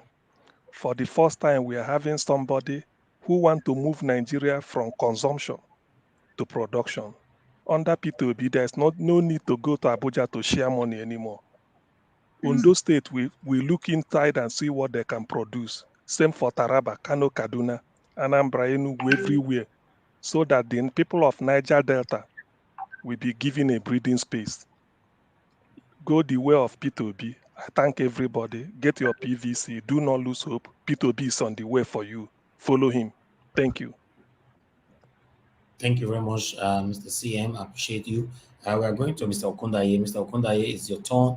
Please use your 1 minute now. Talk to Nigerians. Thank you, all Nigerians, both men, women, farmers, traders, Agberu, and all. I'm begging you people to, I'm advising you people to vote Peter Obi if you want good health for your children, if you want good life, if you want them to go to school, if you want them to have work to do, you don't want them to be armed robber and killer and what they call kidnappers. So go and if you haven't had PVC, you go and collect your PVC now. For all these things to come to your life, to this betterment of life that enable us to come to Europe, that you want to come to Europe. If you want it to be happening in Nigeria, get your PVC and vote Peter Obi so that you have good health, good school, good hospital, good work. Whatever you talk of that fortune in Europe, you will be able to have it in Nigeria. Thank you. God bless you. Thank you very much. Thank you very much, my brother. All right, let's move on now to Lucky Raf. Mr. Lucky Raf, it's your turn. Please talk to us. 1 minute. I will first of all greet all of us and thank you. It's really your first time. Thank you very much. Thank you for joining No, us. this Thank is you. not my first time. I listen to Niger Watch every day, but sometimes No, I what can't. I mean is your first contribution today, right? Yes, I need 2 minutes or 3. Okay, I have you been can get listening all the time. 3 minutes. Go ahead. Okay. I will start from 1. You remember the day Mr. B moved to Labour Party? Everyone is, some are castigating, some are saying this or that. I told you guys, it takes a man to reject all this money in PDP, reject friends, reject political godfathers, and move to Labour Party. That is the same thing he did in Anambra. He's the first governor to win Anambra.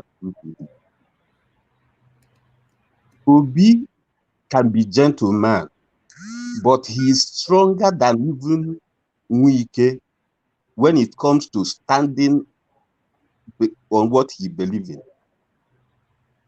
I can tell you, if anything, don't move anyone to go and vote.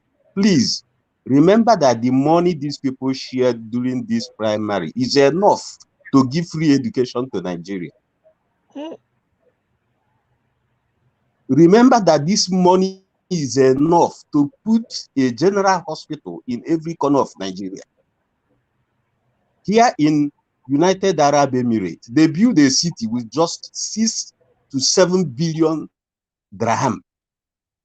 And we are talking about 43 billion that is just somewhere and using Biaparo and carrying university ladies.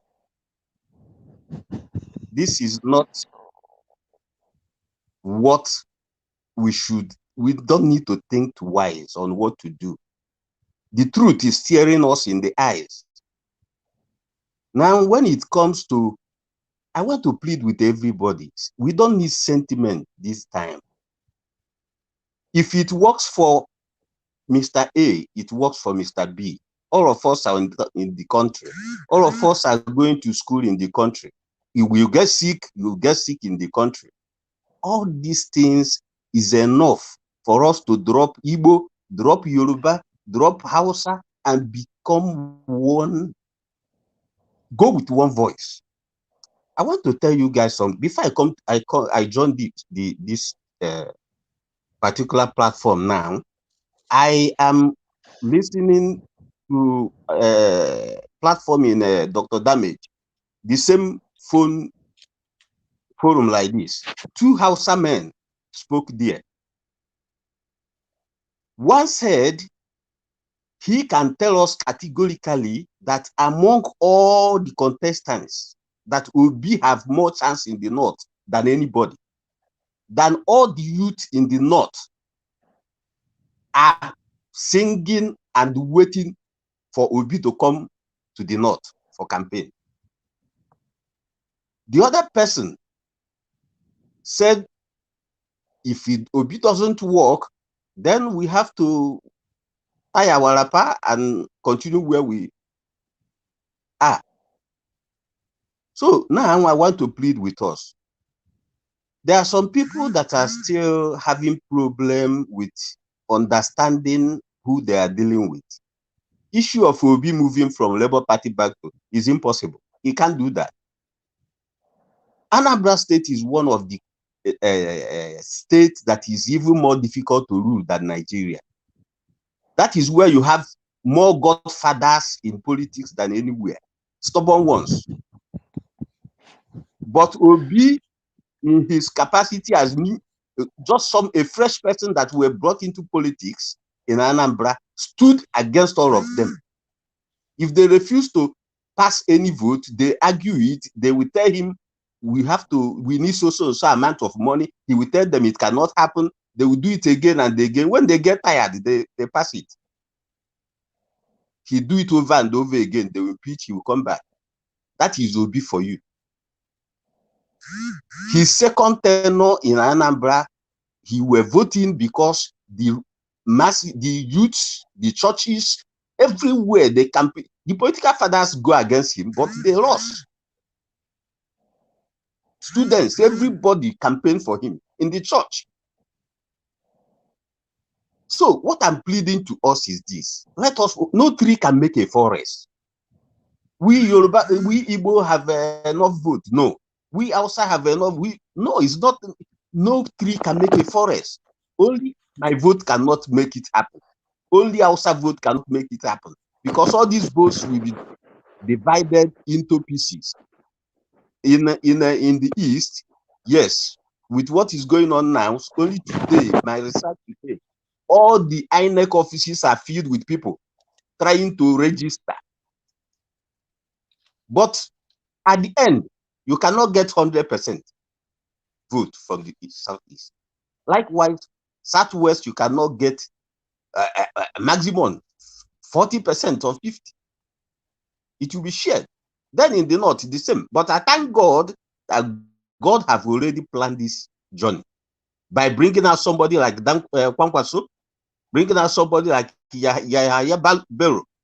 All these people are people that have supporters that can never vote any other person except these two guys. And they have already cut off some Atiku vote from the North.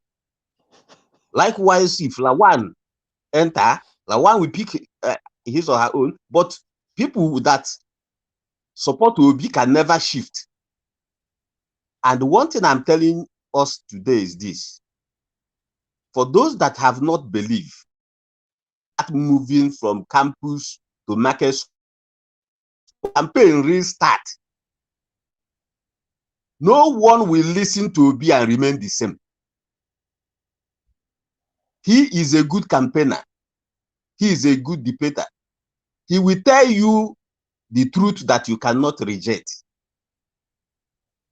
So let us just pray. One, for life.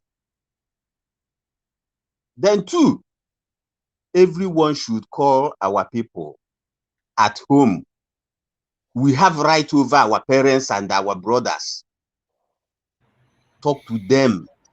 If you want us to continue enjoying or receiving money, do this. Register, scan your PVC, let me see. Otherwise, no allowance. Thank you, Lucky We can't Ralph. remain like this, brothers. We can't remain like this.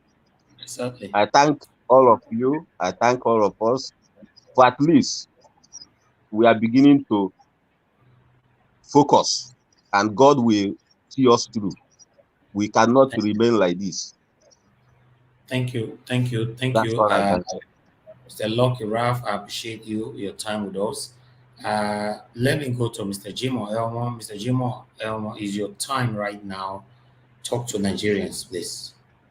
Thank you very much for this debate, Niger Watch, and my fellow panelists. I will use this opportunity to talk to my Igbo brothers. You see, senses are low when there are emotions. We must leave emotions aside and deal with the core issue. So, having said that, I will use this opportunity to actually beg my Igbo brothers, to love themselves. I'm a student of history. Igbos are mostly the problems of the Igbos themselves. I will beg them in this election to love themselves, because there are only 5 states in the Southeast, and becoming a president is uppermost in their hearts. Yet, 5 candidates emerge from a very small area like that. That points to only one thing, that there is no unity among the guys. Ojus Okalu is the campaign director of Ahmed Lawal campaign in Northern Adat. And more are still working with the Northern candidates secretly. And that is not a sign of seriousness. So I think we need to do more so we can say true. It is my appeal to the Igbo brothers to stand with their own, because they have been the problems of themselves for a very long while, and most of the ethnic groups are capitalizing on that. Because in Nigeria today, Igbos are deterred. They are deterred, but they have never been able to unite for one common goal. And I hope this time they will do. Thank you, guys. Thank you so much, Mr. Jimo. I appreciate you. We have our brother who just joined us right now, Engineer Ken. Thanks for joining us. Good evening to you, and happy weekend to you. Please talk to us, Engineer Ken. Good evening, my brother. Happy weekend to you. And that's the chief. That's the chief himself. The chief himself. It's not Engineer Ken. It's the chief. We never give our title. Never give our title. You know. Me don't give Engineer Ken title. Me don't give a title. Engineer Ken is the chief. Akim is right. I'm really a chief. Okay. Yes. The chief opposition Amigo 1 of Inewi. Okay, that's good. The Etiokwe. I'm the one for the one. For the one. My brothers, peace be into this house. In Jesus' name. I miss you guys, man. I was so busy. How you guys doing? It's nice to hear from you, my brother. It's nice to hear from you. Likewise, I came, I see the old bullet pointing and everything since yesterday. It has been a rough ride. We are so happy that APC, the dance just started. The masquerade is now playing. So we thank God that our branch is now facing the true call of his call. So the one for Peter Obi, I think after that day, I went ahead to really stop Peter Obi. I think Peter Obi has a very good credentials. He's a very good guy. I believe if that man has that chance to become the next president, he's going to take care of that country and is going to bring Nigeria to the limelight. I believe so. But the problem that we are going to have, that is the Igbos ready? That's the thing. Is the Igbos ready to support themselves? Because if you look at the East today, they are busy killing themselves or no government. killing each other, you know. So I believe the Igbos has a lot of sanitations to do. They need to sanitize their homeland, you know, before they can equally go out for this great election. You know, so that's my because they have to really do a big homework, you know, because if they don't do that, it's going to be very, very tough for them that the Fulani might come back again, and that will be the next man Atiku. All right. Yeah, Thank you very much. Thank you very much, Engineer Ken. Though you came late, but your deliveries is very, very important. I hope the Igbo unite themselves this time and support themselves. You know, my people, I would like us to listen to this video before we round up, handing over your future to someone else to use it anyhow they like. All right. I understand many people in Nigeria normally say, I know they come for I go vote. On election day, I don't leave my house. I don't do this. I don't do that. Trust me, let all of us do our own part by trying to talk to our people back home who to vote for, how you can direct them, illustrate them, you know, how they can go through the process and all that in case they don't have PVC yet. Let's do our own part. You know, this is not the time for you to send money to any member of your family to go eat some food, to go do any kind of irrelevant things. This is the time for you to call them, spend that minutes, telling them, giving them direction, telling them why they have to vote for this person. If not, trust me, guys, I don't want us to suffer again. Thank you very much, Naija Watch family. Naija Watch, please. I remember somebody said something about Igbos should try and help themselves. I want to thank the person, especially what you said is true. Everybody knows that. So yes, I'm not. I wouldn't feel annoyed. I'm from Anambra State, but what I want to reassure you or reassure everybody is this: for the first time in my lifetime, Igbos are queuing for PVC. Wow. It is yes, because I receive phone calls every day. I'm in touch with my people at home. What they tell me is that they are now making it compulsory that shop by shop, if you are coming for meeting, the admission is show us your PVC, show us your PVC, have you gotten? And people are now doing it on behalf of other people. Some are devoting their laptop, come and register for labor, come and do this. So the effort is there, but let's hope it will be sustained. And the only thing that made them to come out and vote is because of the quality of the candidate, P2B.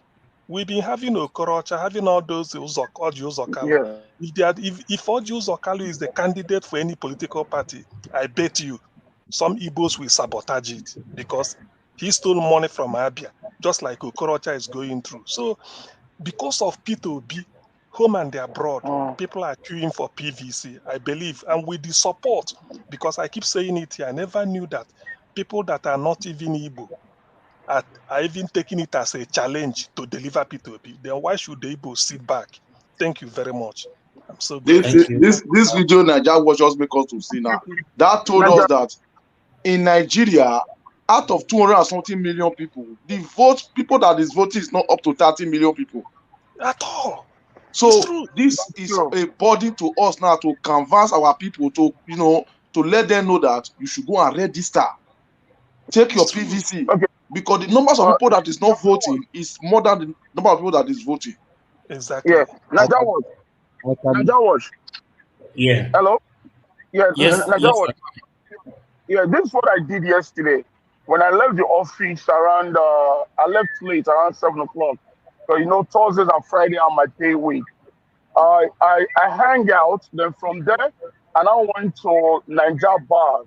You know, I met some of my old Yoruba friends. They're almost like 20-something of them. I just went there to hang out with them. And we started talking. Man, when I see what those guys were saying, I was touched that those guys were tired of the Bolivar guy, and those guys are ready to canvass for Peter Obi. Everybody on that launch last night were talking about Peter Obi. And I told them that I'm here for Peter Obi. That very soon, by July or August, that I'll personally be doing rally. And I also told them that we'll have a platform called Nigeria Watch platform, that which the CEO is in London, that I'm going to invite him down to the US, and we're going to video everything. We're going to canvas for Peter Obi from New York to California, from door to door. When we start from here, then here we now work in those in Nigeria, because we have to make a change. And that change has to be now or never. We have to take Nigeria force, by thunder, by force, now or never. You understand my point? This is what we got to do, and we have to do it now. And these are typical Yoruba men that believe in so much in Yorubas, and they are tired. On this same platform on Friday yesterday, I was so amazed to see an Hausa man call from Kano talking about Peter Obi. On Thursday, to the same thing. Hausa men are calling from one Nigeria talking about Peter Obi. So what are we waiting for? These are not the time for race. These are not the time for trouble. These are the time for a man that is qualified enough to keep it real. Because if that country is good, it's going to be a betterment for all of us. We all will prosper from it. If I tell you that all Nigerians that live in the diaspora work more than 2-3 jobs, 75% of their income is going back home. I for one, I make parable. My parable is this. I normally say that we that left home, that came all the way to abroad, that left our fatherland, that we left with Osusu. How is it Osusu? No matter how blessed is your home, no matter how rich is your father or your mother, but guess what? When you are here, family members will call you, friends will call you. All those money that you will send, those t-shirts that you will send, those things that you will send, they're all Osusu. They pay finish. Now it be. My secondary school classmate called me about 3 weeks ago. It's over 40 years. 40 years not seeing each other. He called me. He's begging me that his car is broke down. He has no money to fix it. And I'm selling 50,000 naira. This guy was calling me bros. Bros Domosa. Bros Domosa. Nigeria has happened to every one of them. I was sharing tears. This is my classmate. A graduate, a doctor. Oh, my eyes were full of tears. My brothers, this is a fight. This is a war that will keep no gun than our mouth. That will canvas for Peter from door to door, from the north to the south, from the south to the east, from the east to the west. Thank you. That everybody should draw one goal. And Naija Watch, please let me just say one thing, please. There are two things I want to. I have 2 persons here that have not said anything at all. Okay, go ahead. Okay. All right, just hold on. Just hold on. Come back to you, please. Everybody mute yourself. I think we lost the other person right here. Let's just move on to the Irons Ward. The Irons Ward, good evening to you, madam, for joining us this late. Yeah, good evening, Mr. Ivis. I am a bit late to the program today. Good evening, all the panel and the people in the comment section, of course. I was just listening to the program. Something just prompted me to come to the panel because there's something I really want to say that I think we have been talking about that. For me, I would like to say we shouldn't be capitalizing on that because Obi is not an Igbo candidate. Obi is going to be a Nigerian president. It's not going to be an Igbo president. I understand that many people are worried if Igbo people are ready to support him, if they are united or not united, they are no government and all those stuff. I also want to remind us that in Nigeria right now, so many states have this issue of agitation everywhere. In the north, we have northern people really knows for decades. They have been fighting there, from one group to another. We have Boko Haram before Buhari came in. So it does not disturb Boo Boo. Nobody was shouting, they are fighting, how will it work, how will it not work? So what am I trying to say? If we are trying to be talking about Igbos are not united, this one is doing this, they are fighting there, we are ethnicizing Obi candidacy. We don't have to ethnicize him because he's not going to be the president of the Igbos. He's going to be the president of the whole Nigeria. Of course, I am in support of his people to support him. If there is anything they can do about the agitation that is going on in the East, of course, it will go a long way. We help so that people will not be scared to come out to vote or to register to get their voters card. It's a welcome development if they can do that. But the idea of ethnicizing him, I don't think it will help him, because this is exactly what somebody was criticizing Tinubu for yesterday when he was crying and speaking Yoruba to his people. People feel that you want to ethnicize them, you want to brainwash them to make them feel pity for him. So I don't think if it's wise, if we are trying to do same thing to Obi, there is no place in Nigeria, there is no tribe in Nigeria where one or two ways there is no division or misunderstanding. It's always there, but sometimes when a time like this comes that everybody is fighting a common goal, this is not about ethnicity anymore. What pains the East is paining the South, the pains in the North, everywhere is facing the fire in Nigeria right now. So people are gathering for a common goal to just try and get a PVC and vote in Peter Obi. So as one of the panelists said, right now for the first time, you can see social media have come to stay. Normally, we don't normally hear the voice of the northern people because of their civilization and the way they are so inclined to their religion. But right now, you can see some of them are coming out to the social media to also come and air their view. They call in, which is a welcome development. It's a new way to also reach out to them, help them as they are watching us. We enlighten them to help them spread the news to the people that doesn't understand these things in their own side of the country. So if by so doing we are trying to do this thing and we end up again ethnicizing the candidacy, it will not be right, it will not be nice. So that is just what I want to contribute that make me to join the panel. So that's just what I have to say. Thank you so much. Madam. Thank you, madam. The Iris word, what she's saying right there, Obi is not for the Igbos. Obi is not going to be the Igbos president. Peter Obi, if he wins today, is going to be a Nigerian president, and I support that. All right. Somebody wanted to say something earlier on. Who is that person? Yes, it's myself. It's myself. Hello. Please. Okay. Why? Yeah, it's myself.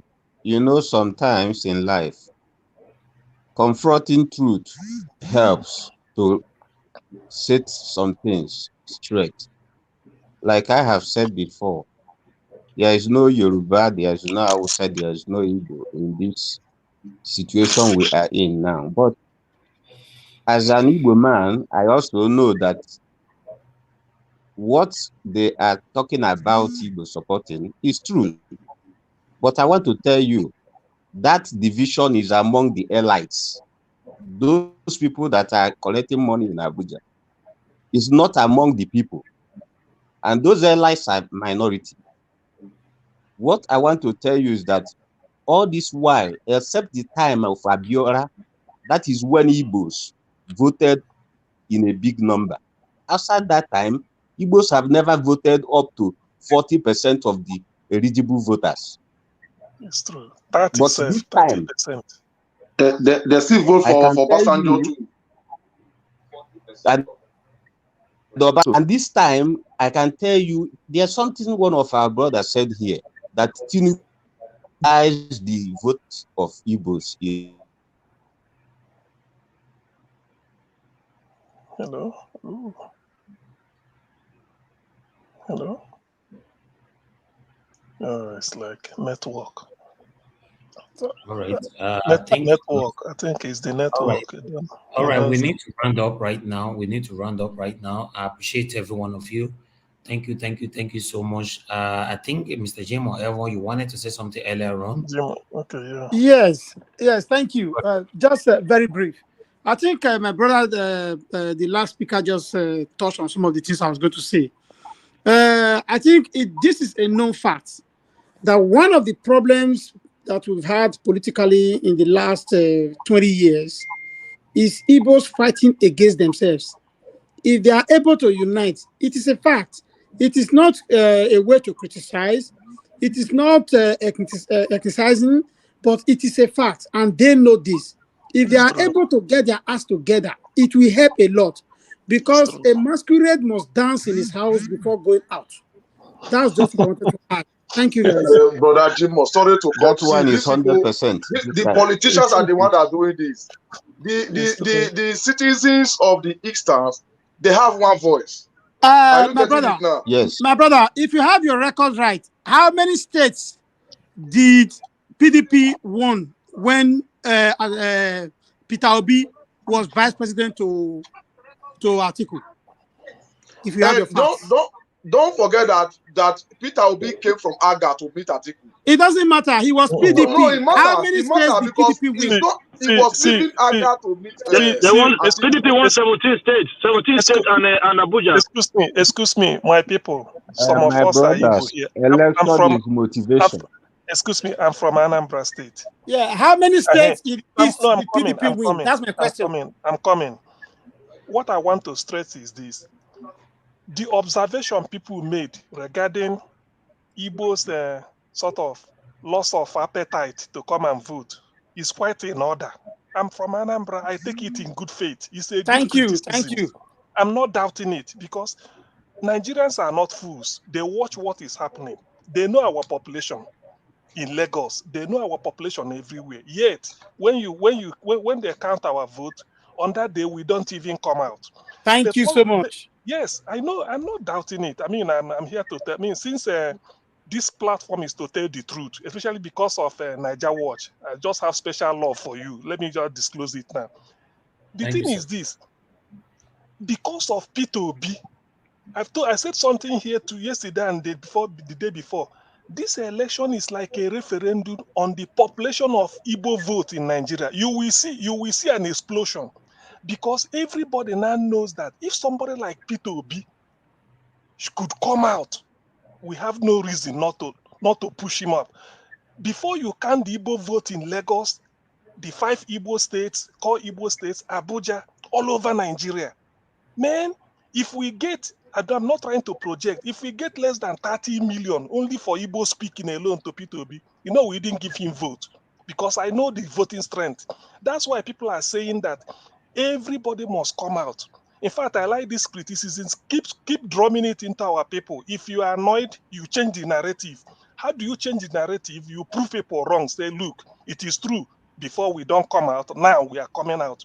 My inspiration is people that are not Igbos, like Niger Watch. You people carried it upon your head to make sure P2B enters. Then who am I to step back?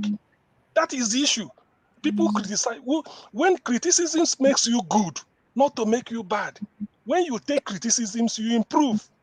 Yes, excuse me, sir. It's not in the way when sometimes we try to direct it to a particular tribe. There is no way they don't fight dirty in politics. They fight in all states. They fight in all states. What they are telling us is for us to increase our voting strength. That is what people are criticizing. They say the Igbo people should come out and support P2B. Unlike previous elections, Igbos don't care. They don't do. That is the area I'm looking at it. It's not that we fight dirty. I mean, because of what happened there, maybe 5 Igbo Senate president, they knocked themselves down. Or Jews Okalo working for this. Not Jews Okalo, we know those people are ref. We don't regard them.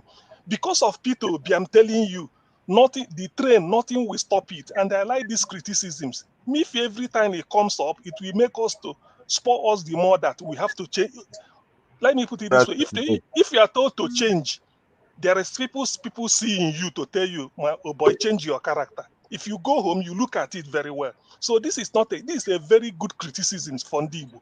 Come out and support your own, because other ethnic groups in Nigeria have seen Peter Obi as an excellent candidate.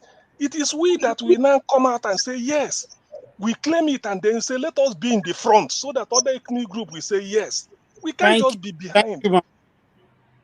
Something happened in Anambra today. One of the INEC staff said that they have never seen the kind of registration in Anambra. All right, I'll leave you guys for 5 minutes to talk about this, or 10 minutes, then I'll come back. Okay, yes, continue. An Hausa man who is one of the INEC staffs said they have never seen the explosion in registration that is happening in Anambra, that they have never seen it before. And it will happen both in Alaba market, in Radipo market, in all these people that are always in their shop when vote is going on. It will happen everywhere because of the person involved. Yes. It is something motivate people to do something. Exactly. This airline. I'm coming. Like what, this airline. Like what Mr. CM say. Yes. You understand me now? Igbos everywhere. Yes. There are Igbos everywhere. Yes. And don't forget that it's not only Peter Obi that is, that is on the race. There are some, basically like Dave Umai, still on the race in the APC. So what I am saying is that definitely the Igbos will know among themselves now that the person that is supposed for them to vote for. Are you getting it now? Yes. So I strongly believe, and I'm convinced in my spirit that the Igbos will come out en masse. All the 36 states of the country, the federation, they will come out and support this person who have already asked the name already. Exactly. Are you getting it now? My brother, since this man have leave office, they have never been humiliation by ESCC. They have never been for any corruption agency. Nothing to write about corruption about him. In other words, no charge. My brother, my brother, please let me chip in this. I was the one that said it before. Politically, one need to think strategically to win votes. Yes. We have worked for so many aspirants in the past. Yes. You look at the situation and map out a strategy. The actors and actresses we have in this country, about 70% of them are of the Igbo extraction. Yes. The musicians, we have about 70% of them. If we can tap into these people to help galvanize support, if we can tap into them to help support, they can bring the youth. They can bring the youth that is seriously needed. That is the best way to go. Exactly. That's correct. Let me give you this secret. Before Peter Obi, when Peter Obi was in PDP, he had something like a town hall meet, not a town hall, just something with Flavor, all this techno. They were talking somewhere. Flavor asked him in Igbo, say, when are you coming? Where do you want us to be? As we speak right now, P Square is strongly supporting Peter Obi. Exactly. No. That's the best thing to do. Exactly. That's going to be a bit more easier for the male celebrity. The female celebrities, honestly, majority of them run after money. So I don't know. Exactly. I agree with you. So we need to convert them, one way or the other, talk to them. Do you know? That's why I'm saying. Do you know what is making all this? Like somebody who said that there's a in terms of a PVC. Yes, PVC registration. Yeah. Somebody who said. Can I chip in something? Just one minute. Let me drop. Hold on. Let him finish. Then you can chip in something. Just let him learn. So what I'm trying to point out is that, do you know what is motivating the Igbo people to come out and register for PVC? Apart from the fact that P2B is an excellent product, one of them I was discussing with him on phone today. He said he's surprised that even people that are not Igbos are carrying P2B on the head. Say, then who is he now to take back seat? Do you know the meaning of that? P2B, yes, he's Igbo, former governor of Anambra State. Yet, people that are not Igbo Look at Niger Watch. The way we are here, Ijaw people talk about is so even. So why should then now the Igbo people take back seat? These are the people telling you have gold, and you are telling. So that is what is motivating Ndi Igbo to come out. And they are okay, sir. Who's the person that wanted to ship in something? It's Engineer Ken. Yeah. Okay, Engineer Ken, you can go ahead. My greatest worry right now is the Fulanis. You know, these guys, they are political gurus and wizards. You know, they're going to register one person 10 times. You understand me? I'm telling you guys. So we have to be at alert. You know, just as the way we demonstrated Obaseki in Edo State. That's the way we're going to demonstrate this presidential this thing. Exactly. You know, we're going to do IMAC, LEGMAC. You vote and secure your vote. We will vote, secure the vote, follow the vote. They will count it right there and follow that vote to INEC office. Exactly. In every state in Nigeria and in every local government. But guess what, folks? These Fulani guys, man, they are ready. Don't be surprised as we are talking. They are busy fingerprinting, thumbprinting in every registration card that they're going to use. There was one video I saw when they were counting 1, 2, 20, 23, 124, 550. I saw those videos. And these are real. The INEC bosses are now is a Fulani man. The police boss is a Fulani man. Brother, this election next year is different due to the new electoral law that is passed. Correct, Hakeem. Correct. Let me finish. That is reason. Hold on, my brother. Just give me 1 second. Let me finish. You know why this election is not going to be different? These guys, we should expect the worst from them. What they did in the first tenure and the second tenure of Buhari, they're going to do times 10 of that. So we should be at alert. We should be ready. If it's fight, we are ready to fight. If it's war, we are ready to war. If it's peace, we are ready to be peaceful. We should be ready to fight. That is the best way to say it and to do it. We should not be just to relax, cast your vote and go. No. Fulani will never give their power out easily without fight. So we should be Engineer Ken. There is time between now we'll be hammering Engineer Ken, listen. Engineer Ken, listen. You see, this election, Buhari will not be on the ballot.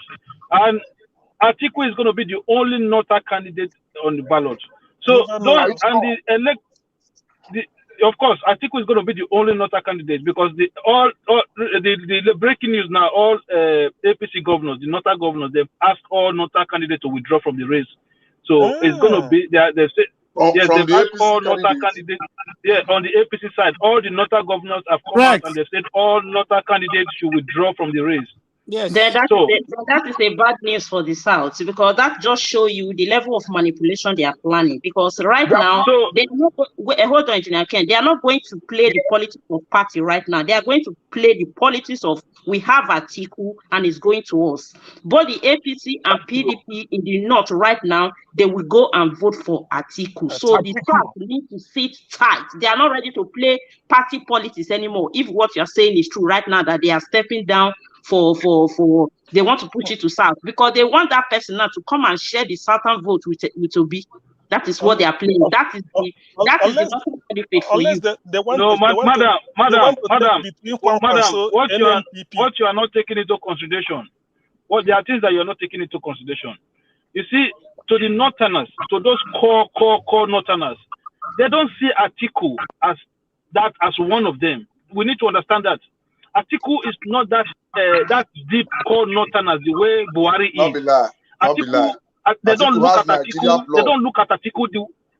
they don't look at Atiku the way they look at Buhari. So we need to understand all of these things when we Yes, are analyzing this issue.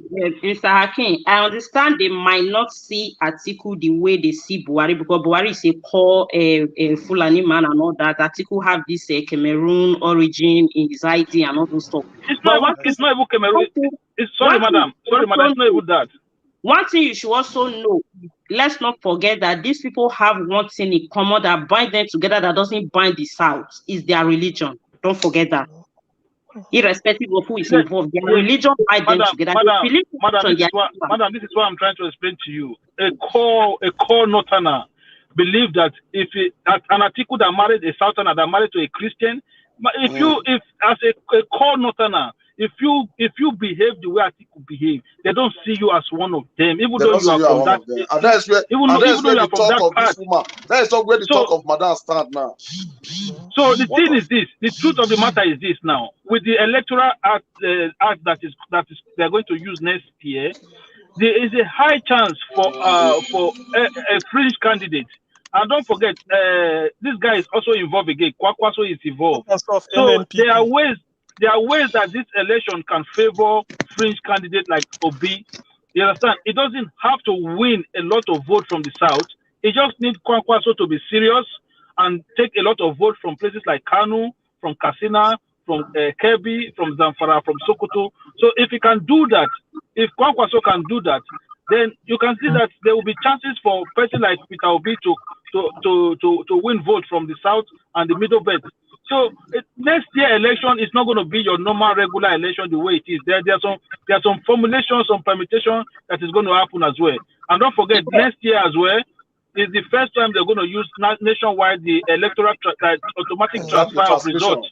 Automatic transmission of results from the polling unit. I personally believe that this election is not going to be like every other normal election. And in the area of Kwakwaso, I said it yesterday or 2 days ago in this program that it's a welcome development for me in the part of Obi, because a Kwakwaso is a heavyweight in Kano, and Kano and Lagos State is the most two populated state we have in Nigeria, where the politicians they fight dirty for the vote of these two states.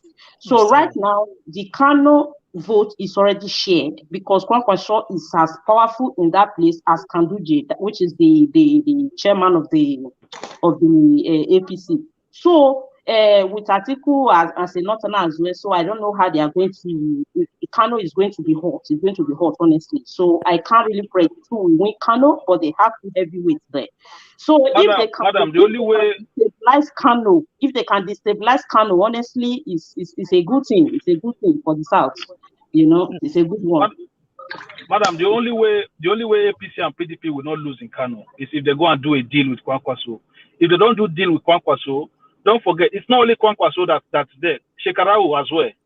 It's a big politician in Kano that has joined Kwakwaso in NNPP. So I don't think that deal will hold, in the sense that Buba Galadima right now that is selling politicians up and down for Nigerians. Buba Galadima have a very good fracas with Buhari, and is the one. I don't trust Buba Galadima. I don't trust Buba Galadima. Galadima only have forces in the northern side. Where? I don't trust him because don't forget, Galadima work for Atiku as well. So I don't trust that one. That's why I said Galadima na green snake on his own too.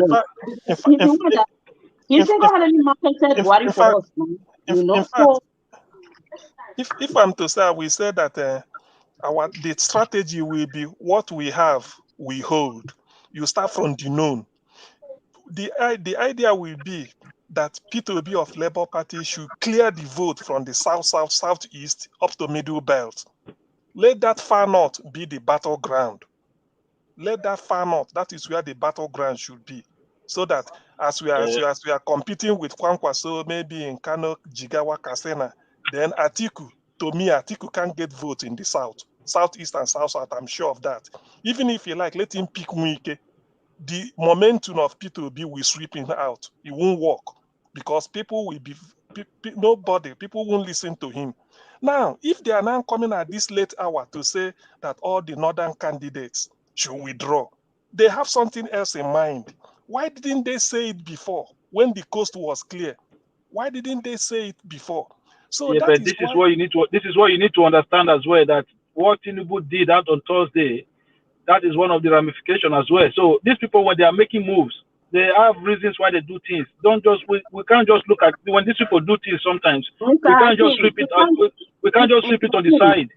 It can't be what Tinubu did because, for example, look at what happened in the PDP primaries. Look at when Governor, what's his name? This governor that stepped down for Atiku, Tambuwa. Look at what Tambuwa did in the PDP primaries. You see, it was not in the dying minute that he stepped down. So you can't really understand Northerners when it comes to this political affair. Please, let me say something, please. Let me say this. My brother Hakim, I want to thank you very, very much. You have actually dissected this political debate from the very beginning till now. You have dissected it. You see, we don't need to say why is it now that APC is asking the Northerners to step down. You see, I've said it in this program today that Tinubu has 12 governors that signed his nomination form. It's a warning shot to APC. You either play by the rules or let the party lose the election. So they must have to think, if NNPP is in the north fighting with PDP, all they need to do is to strategize and get somebody from the south who can help take the votes, large number of votes, like 70% from the south. That is their own calculation. So that the battlefield, the battleground will be in the north. That is their calculation. So it has nothing to do with Peter Obi. If Peter Obi can gather his votes by what we have said before, getting the youths, that will be fine, because most of the people in the south are also tired of PDP or APC. Yes. So I think APC has done the right thing, because they would have not been able to get votes from the south, because we have said that the rotation system must stand. You cannot use rotation to get your chairman of APC and now say that there is no zoning when it comes to presidency. It just don't work that way. So what Tinubu said 2 days ago is not from the ordinary. Tinubu is one of the most quiet politicians in Nigeria. He doesn't talk.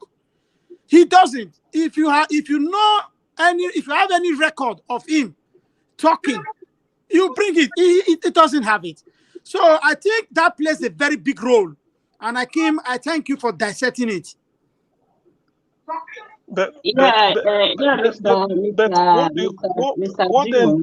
Everybody is entitled to their opinion. Me personally, it might add to it, but I'm only saying that the Northerners are so tricky that you can't predict them. Because Tinubu did not say anything when Tambuwa came to the dying minute to come and withdraw for Atiku. We can never expected it. So probably even if Tinubu did not say anything yesterday, probably the Northern Caliphate already has this in a plan. You never can say. I am not saying that what Tinubu did not contribute. No, but there are some things when it comes to politics. That is why power always goes to them. You know it better, Mr. Jimo. You're a politician. You understand. So, Madam, you have their way of doing this politics things where at the end of the day, we Southerners don't normally get what we want in Nigeria political space.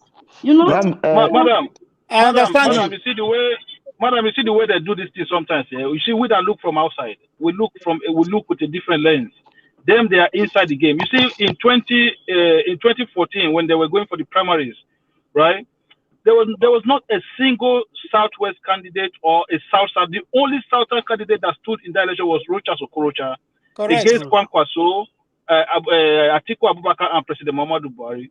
So at the time, no, I mean on the APC side. And today, right, when after they've had 8 years of the Northern president, so they are looking at a scenario where you have Ahmed Lawan is jumping into the race, you have Yaya Bello is jumping into the race, you have this other governor, Jigawa or something, jump into the race as well. So people are looking at it and they say, oh, they are trying to form a consensus, and they had these governor meetings. They are suggesting governors from the north, governors from the south. So Tinubu is looking at all this calculation and say, what is going on here? What are you guys doing? Come on, this is not what we did last time. Last time we gave you guys a free run. We gave you guys a free run at this thing. This time around, you guys are jumping into the race and then you are trying to manipulate the system on us. So the man is looking at it from the other side and saying, come on, it doesn't work like that. So at the end of the day, those guys have gone back and they've looked at it and said, okay, for the safety of the party, let us do this. I think that is what they've done. But no, for me, if they were actually doing zoning, because for me I don't really care. If they're actually doing zoning, I think PDP should have emphasized more that the Northerners stay out of the race, but they didn't do that. So Tambuwa stepping down, he should not even be in the race in the first place, let alone stepping down. So the idea that the Southern, the people like Wike, and all those candidates did not push hard enough for the North to step aside. Wike thought he had that in the bag. That's why he was just playing to the gallery then. He thought maybe because at the end of the day, if not for Tabuwa, Wike would have been the candidate. But he did not fight the fight that he should have fought from the beginning to give him all the advantage that he needs. And that is what you see Tinubu did on Thursday. Okay. Thank you. Let me say something here. I will support our sister on this. But we people, our people, not because me, I did not join. Our people call them that they are illiterate. So they are living primitive life. That primitive life is the unity and understanding they have more than the educated people. Because the educated people are the ones to show I'm more educated than you, the other one more educated than you. Before Tambuwa stepped down, 3 days to that day, they called and they have told the North. So how will they win Wike? They need to come step down for one another. But although they could not, because if they step down that time, the information will leak out, which they call expo. It will leak out, and maybe the Satanat might also do the same thing. So that was why they were able to deceive all the Satanat to come out and put themselves forward before the man came out and say, I stepped down. So that is the logic they use. And that is why I always said in this platform that I prayed for them not to leave the power to the Satanat. That is the APC side now. So that if they take the APC side to the North, then we'll be fighting for it. They will be fighting for PDP. Then while the NPP will still be fighting. So that we, the Satanat, can unite and back Peter Obi. And this is the logic now. Since Tinubu have drawn their leg out, okay, let us give it to them so that they will say they should not say that we are the one that caused confusion in them. PDP is APC, APC is PDP. We should know that. So now, since support has been following Peter Obi in the SAT now, what do they want to do? By the time they come and take the vice of a PDP from the SAT, that is why they are looking towards the east to make sure they divide the east. Then they leave the APC for the west. That means they have covered the west already. Then he now remains the SAT, and they know that SAT are mostly PDP. So for that reason, they have disorganized the power from the SAT. Then the little the APC and PDP they now have in the north will now support Buhari, not Buhari, Atiku. That one will not support Atiku. Then Peter Obi will not go forward. While Sowore is still there in the SAT that will still be dragging for some members from the SAT. So they've had the strategies and calculation. They are all Muslim. Those who say that they are looking at. Let me come in. Now, as them as telling the northern governors, the northern candidate to withdraw now. Who is the person that they are going to give their ticket to now on the south Hey. So it now come to who do we think? If not Tinubu? Obviously, it's going to be for Tinubu or Usimbajo. It's nobody else. And that's what we are going to get problem. If it happens to be so, Obi to not expect more vote from the Yorubas. They are definitely going to vote their own. That is what they are doing. That is their calculation. Now they calculate it already. Okay, if we give this one, then the vote of the SAT will go down from the Obi. If they take from the East as vice president, the vote of the East will divide from Obi. Already they know that the SAT, all the governors are PDP. So they have quantity of vote from there. Then before they now pack their own in the notes to support. But you've forgotten that if they settle for, like we are saying, Oshibajo or Tinubu for APC, those either Tinubu or APC will also take their advice from the north, who will also my brother, they take the advice from the north. The north love themselves. We should not deceive ourselves, my brother. They love themselves more than party. Excuse me, sir. Do you really think these northern They are people religious. they are interested in vice? They are not interested in vice. Northern They are people interested problem in is presidency. Northern I people, want to tell you. you give them I want to tell you. they don't get to know whether the leader they are not people who investigate people, somebody like the way we the Southern people is. When they will present candidate for us, we'll try to go read the dignity of the candidate, to go deep inside the candidate, to know the candidate more better. Those Northerners are not like that. When you give them a leader, they queue with the idea of the idea you presented the leader onto them. They have that kind of unity to queue on the line. I'm coming, sir. The North value that they are religion more than any other people in Nigeria. They will tell you that is Yoruba Muslim and non Muslim. When fight come, they call those Yoruba Muslim Yamiri. Just the way they call me and you Yamiri is what they call those Yoruba Muslim Yamiri. So if you think that because they take advice from the side, even if they want to bring advice, they will bring worse person that they know people will not vote for. They will be shouting, hey, don't worry, we are supporting that day. They will make meeting the way they make before this PDP primary this thing. 3 days to nobody should vote these people. They will do it. Did you hear their language?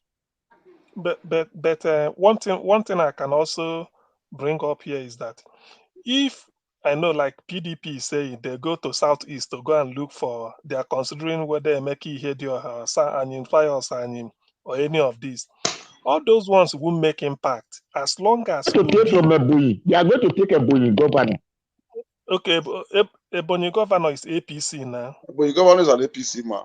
It's on the APC now. So if they go to Ebonyi, Pius Anyima or Emeki Ihedioha from the Southeast, I hear that they may go to Enugu or so for Ugwan. But the one thing I want to point out is this: as long as Obi is on the ballot, there is no Igbo vice president from anywhere that people are going to listen. That's one thing I can assure you.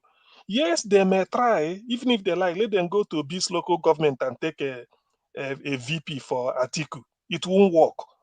This time it won't work. My fear is what you just, who is the last person that said it, that if they settle for Shibajo or Tinubu, well, the Yorubas may say, let them go and vote Tinubu. Then that will be where the vote will be a little bit of. Not may say, and that is where we are today, that normally make the power not to circulate in the South. Anytime the power is coming to South, with due respect, I'm not trying to be tribalistic here. Go and check the record. The Yoruba always wanted to come to their side, and they don't want to come down for any other part of the South. So but I don't see reason why Yoruba are supposed to come out now. If Obasanjo rule 8 complete years. I've analyzed this thing one day. I was telling them, say, look, 1999, not only because of Kwame and Obasanjo in PDP, that was different. There is AD controlled 6 states, APP controlled 9 states, making 15, then PDP 21, making 36. So those 9 states APP was controlling. Ogbonnayono, they did a convention or whatever in Kaduna. Ogbonnayono won. So it should have been a case of Olufalaye for AD, Obasanjo for PDP, Ogbonnayono for APP. But because of the way it is, I remember Ekwueme and Johannesde, they have to move. They did a meeting in Enugu. That minute, they said, look, they told Ogbonnayono, step down for Olufalaye, form a sort of alliance, APAD alliance, APPAD. And they did it. That was what gave Olufalaye as now the candidate for APP/AD alliance. And they used Umaru Shinkafi from Sokoto as his vice, while Obasanjo used Atiku from the northeast as his own vice. They said, no, let's allow them to complete. Then 2003, Ekwueme want to come out again. Ekwueme want. They were telling him, say, let Obasanjo finish up. I remember then. So in the end, everything was meant for the Southwest. My brother, you see that your analysis, it is majorly made up of your own opinion. Let me put it that way, because you're not talking about the vote. Okay, what happened to the vote at the end? What happened to the vote at the end? Obasanjo did not even win in his own local government. The PDP win in nearly all Imo states in the presidential election. So what are you trying to say here? What I'm trying to say is that since that man, Obasanjo, is the person that everybody, even the North, the power brokers in the North, they said it, that it's Obasanjo they are giving. Then people say, okay, since that is the choice of everybody, let us give it to them. But before then, even with that, Olufalaye was given Imo State. Olufalaye won in Imo State. Southeast, Olufalaye was the winner of the election. That's what I'm saying. So you are trying to make it look like it was the Igbo that sacrificed. But I'm trying to say even the Yorubas, they rejected their own. Which is what he's trying to say here is that why does Yorubas bring their head come out now to be on the race? Igbo man step down in No, that is a very fair question, because they've had a president and they just have the current vice president. That is a very fair question. But history-wise and what is factual, I don't think you're putting it in the right perspective. No. I'm not Hakeem, putting your opinion. I think what he's trying to say is that mentioned people must never be fighting that, because they are taking from Yoruba, since the power has to come to the South, since they are choosing some Obasanjo from Yoruba, we will not vote for him. They have always supported, and since it's also from South, even if it's not from the East, let's vote for him. Compete. Whoever wins is a Yoruba candidate. That's what everybody did. That's what they are saying. Everybody did. So that is the meaning. So because of even when Jonathan, if Kwame was still alive, when Jonathan was with Yaradua, the moment Yaradua died, the Kwame was also kicking against, say, let this power go north. Kwame was still alive then. He said, let it go north in terms of with all the way it was zoned. But people now said, the overwhelming thing said, no, he's a sitting president, he has the right to contest. When he contested, the Igbo, the Southeast, everybody, mostly in the South, we voted for him. Then when it comes to the second time, 2015, because the Tinubu went to go and they drag Buhari out, and then everything scattered. So what I'm saying is that ideally by now, Yoruba should have said, okay, in the interest of South, because when they are saying this power should come my down. Brother, sir, yes. You say in the interest of the South. No, Yoruba are the same thing with Hausa. It is just that their Muslim thing is to dominate. They believe on dominating others. Have you ever entered a company that Yoruba work? A moment one enter, you want to sack every other person there and replace it with the Yoruba. Likely the same thing with the Hausa. So we now who now see all these things, we must begin to say no to oppression. Because Tinubu did not even say when Tinubu was talking. That is what this man is saying right now. The Yoruba are supposed to still withdraw now. Powers coming to the South. The Yoruba are supposed to withdraw now. He said for the Southeast, candidates to come in. Tinubu said he was writing agreement with Buhari.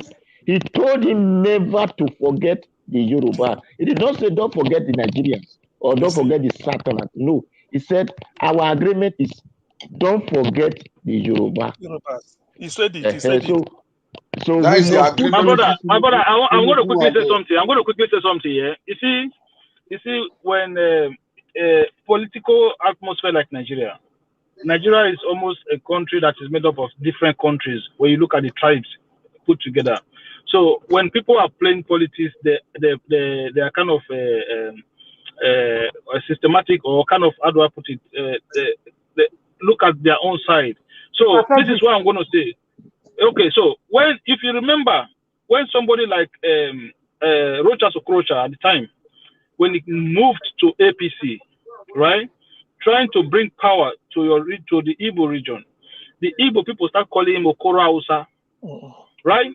There was nothing they did not do to the man. They sell out everything. But this is somebody who was trying to align with the politics of the center to try to bring power to the people in the region. But what did they do? The people rejected him. So when you are not looking at it holistically, and then you are trying to blame other people, You are trying to blame other regions. I disagree with you. That was not why they reject Okorocha. They never wanted an Igbo president that would be a Fulani slave. Irene, before you come in, please. Rochas. Let me finish, please. Let me finish. Rochas was let me finish. Rochas was. Let me finish, please. Let me finish. So you see, sometimes these things are very difficult to take, but we have to understand what the reality is.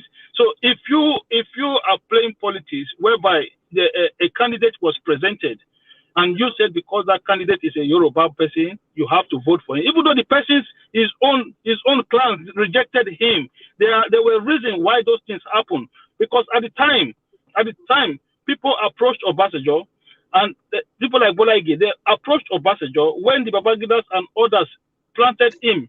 They approached him and said, listen, please, can we change this constitution before we move into a democratic system? Obasanjo said, no, please, let us take power first. Those people knew straight away what the game was all about. And they knew from time that this was not going to work. That was why from day one, they rejected Obasanjo. And even when Obasanjo tried to form a unity government, by bringing Bola Ige into his government, he went to Bola Ige and said, please, I want you to come to my side. Bola Ige told him, listen to this now. He said, thank you very much for the appointment. I'm going to resign from your cabinet and campaign against your government. That was what he told him. So this idea that we are trying to regionalize this thing doesn't work like that. Listen, Akim, I listened to what you said. What I've just given you was mere facts and history. Are you going to deny that there was no convention of APP in Kaduna? Ogbonnayono won.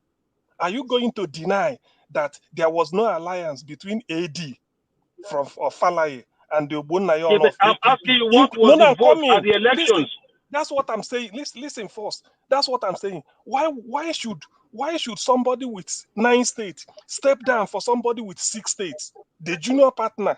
They said, no, let it go to you. Let whatever it is, let it be head or tail, let Yorubas win.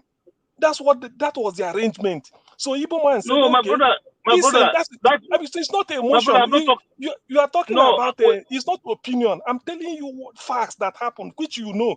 No, so when it now happened, the fact that, are you telling me the bulk of the whole North voted for Obasanjo? The bulk of Southeast is only 5 states. Still, one of them went to Olufalaye. 4 went to Obasanjo. And it's because of Ekwueme. Ekwueme said, if Obasanjo should lose, PDP should lose in Southeast, they will take it out on him that as the former distant, he's still bitter, he worked against Obasanjo. He said he wants Southeast to give Obasanjo massive vote. Igbos did it not because of Obasanjo and his deformities. They did it because of Ekwueme. Igbos listened to Ekwueme a lot. Ekwueme said, look, I've lost in Jos. I've put it behind me. But now I must work for Obasanjo. And I want Obasanjo to win and win very well in Igbo land, such that they will now know that when I say I work for him, I work for him. Because if Olufalaye had won in the Southeast, even later, even if he lost the general election, the thing will be that Obasanjo defeated Ekwueme, and because of that, Ekwueme went and worked for AD candidate, which is Falaye. So that was because my father was alive then, and he told me what happened. So what I'm telling you is, the arrangement was head or tail, Yorubas will become president. As simple as that. So when he finished now, imagine when Yaradua came, dissented. The person who was the front runner to take over from Obasanjo was Peter Odele. But they say no, the power must go north. Power must go north. Odele had to step down for Yaradua. And then even then he missed the vice. They used Jonathan. And the Yaradua was the person who said that the system that bring it to president was not the free and fair system. Exactly. Yaradua said it before he died. I'm coming. What I'm telling you is that let us even talk of, in terms of equity, fairness, and justice. Why should, since 1999, Yoruba has done 8 years? And if to say Obasanjo won 1999 by competing with maybe a Hausa candidate or an Igbo candidate, he should have said, well, it was thrown open. But you only beat your brother, Ondo, and the Falaye from Ondo, Obasanjo from Ogun State. Boundary, you beat your brother, They leave it to you my people. brother. So why My can't brother, hold on 1 Yorubas second. withdraw? Hold on 1 second. Let me say something now. Let me say something. You see, when it is against us, we quickly say, oh, equity and fairness. For me, I want equity and fairness. Though I don't support zoning, but if it, for the equity and fairness, I would like an Igbo president to be a president so that we know that all of these things is ironed out straight away. But that is my own personal opinion. But I will say that I have to still analyze it, right? In a factual terms.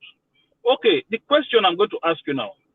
You always say equity and fairness, And we justice. Had a Southern president. We had a Southern president for 8 years. Then another one came in with a Southern vice president. He died. So when Jonathan was going for that re-election after he served that Yaradua term, where was the equity and fairness then? Why did these Southern people not go to the North then and say, listen, Jonathan, step aside, let the North come and complete their term? Why? That was see yes. Let me answer this. Let me answer you. The president and the vice are on the same ticket. You get the point now. The president and the vice, they are elected together. That's why when Obasanjo attempted to say he will sack Atiku, everybody laughed to say, no, you can't sack your vice. It's only the parliament. My brother, hold on. I'm coming. You don't understand what I say. You didn't understand what I'm asking you. I understand. No, you didn't understand what I asked you. I do. Hold on. I just said English language you spoke, and I'm quite sufficiently educated to understand what you're saying. So the thing is, when the thing happened, President Jonathan, who was vice, took over. Then after that, Atiku even said it in one of his TV interviews. He said he came to Jonathan to say, look, remember you are completing for Yaradua. When you finish your 2 years or 1 year that is left, I will take over. And not with another. Jonathan said no. According to the constitution, since I'm completing for Yaradua, we're on the same ticket. So I'm entitled to second term. Take it as a second term. They argued it. Then Jonathan then take over. Do you know, to make sure that power went to North, PDP in 2019 zoned it. Only the northern people competed in Port Harcourt Convention. Then head hotel, Buhari is already there. I'm answering you now. Because my brother, that was the wrong. That was already the wrong one because Buhari was already there. The time had already lapsed. That is what I'm saying now. The time had already lapsed. That is what I'm saying now. So when it is 2015, Jonathan came. Everybody walked against him, saying no. He should go north. Everybody walked against him. I don't want to mention the subterfuge of all these names. Something like Baba Konde was calling him kindergarten professor. What is it called? My brother. If we're talking about equity and fairness, Jonathan should not have contested 2011 election. Let's be honest with ourselves. Let's say the truth. That is why we listen. That is. Both of them. Jonathan contest under the ticket. Now that is what they are using for. What ticket?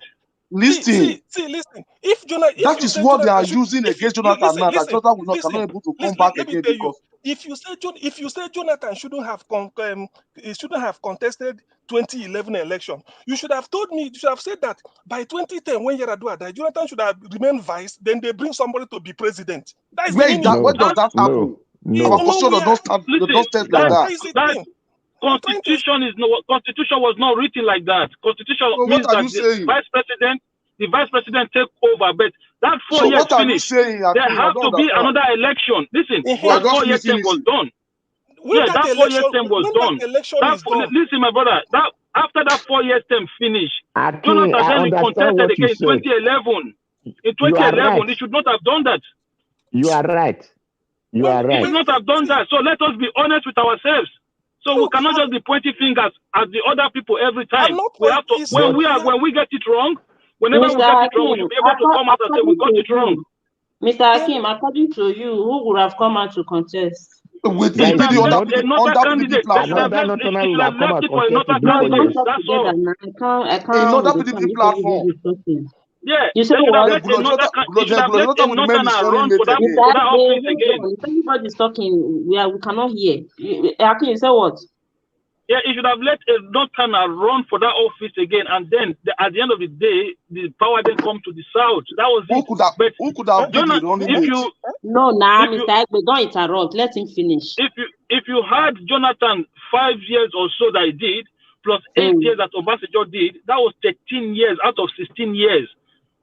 Come on, man, where's the equity and fairness there? What you're saying is a Northerner should have completed the Yaradua stone, right? Yeah, should have done completed the first term of Yaradua, then step aside, let the Northerner come back again and do the other 4 years. So you could have easily argued and say, listen, the term I completed was for a joint ticket. So the other one, the Northerner will come. That would have been their 8 years. So when we get it wrong, my brother, we should be able to come out and say, yes, we got it wrong. We can't be pointing fingers all the time. It's not pointing fingers. It does not. It does not in any what your analysis does not in any way devalue the fact that Obasanjo was there for 8 years with Oshibajo finishing. Then Yoruba should be presenting candidates when they come to the South. Excuse me, sir. When they were saying Akeredolu was busy saying at Governors Forum for the 6th, he's saying power must come south. Which south is he talking of? Is he southeast or southwest or south? Or is he trying to say that when it comes, then Yoruba will stand and say, what is it called? South will bring out person, southeast will bring. Then we start to compete among ourselves. Forgetting my brother, I support an Igbo presidency. I want it to go to the southeast. But I'm saying, can we be man enough sometimes to accept when we get it wrong? Listen. Yeah, wait, brother CM, hold on. There are other people as well. Yeah, but Mr. Akin, try also to get what he's trying to say. What he's trying to say is that the Yoruba must not be in the front anytime they are trying to zone presidency to the south. They are not the only Southerners that we have. They've done their That was why Tinubu said that power is the south time. Power should come to the south, not just the south, the southwest. I mean, the governor of Ogun State. Tinubu said it's Yoruba town. Guys, can you hold on? She's talking, please. When you want to say something, you signal. People will quiet for you. If we are talking together, nobody is hearing us. So I think what Mr. CM is trying to say, they don't have to be upfront every time they hear that now is the turn of the South to present a president. Even if they are the one that is just leaving the power or they are in the corridor of power, they still want to come and suppress every other Southerner. It shouldn't be that way. This is what the Northerners are not doing that make us to see them more united than us. They should be able to still have that spirit of patriotism to like, okay, now we have presented vice, we have presented a president. Okay, this side, they have not gone there. Even if the Northerner did not say so, even if the Constitution did not say so, even if they are not zoning, we should be reasonable enough for us to be patriotic and make every citizen have the sense of belonging, not making some people feel a second-class citizen. It's not normal. I know that constitutionally, everybody have right to come and contest, to come and say you want to rule Nigeria. It's constitutionally okay. But if you want to be patriotic for equity and fairness, as they always say, they shouldn't be doing that. And they are the problem we are going to face in this forthcoming election as well. Because if you have listened to so many of Yoruba platforms, you will get this thing that I'm saying. They are busy clamoring. The ones that are not shouting for Tinubu, they are shouting for Simbajo. So where are we getting it wrong? Well, Simbajo is there as the vice that is just that will be outgoing. So I mean, they should be reasonable sometimes. That's what I say in all these things. So I think please one more.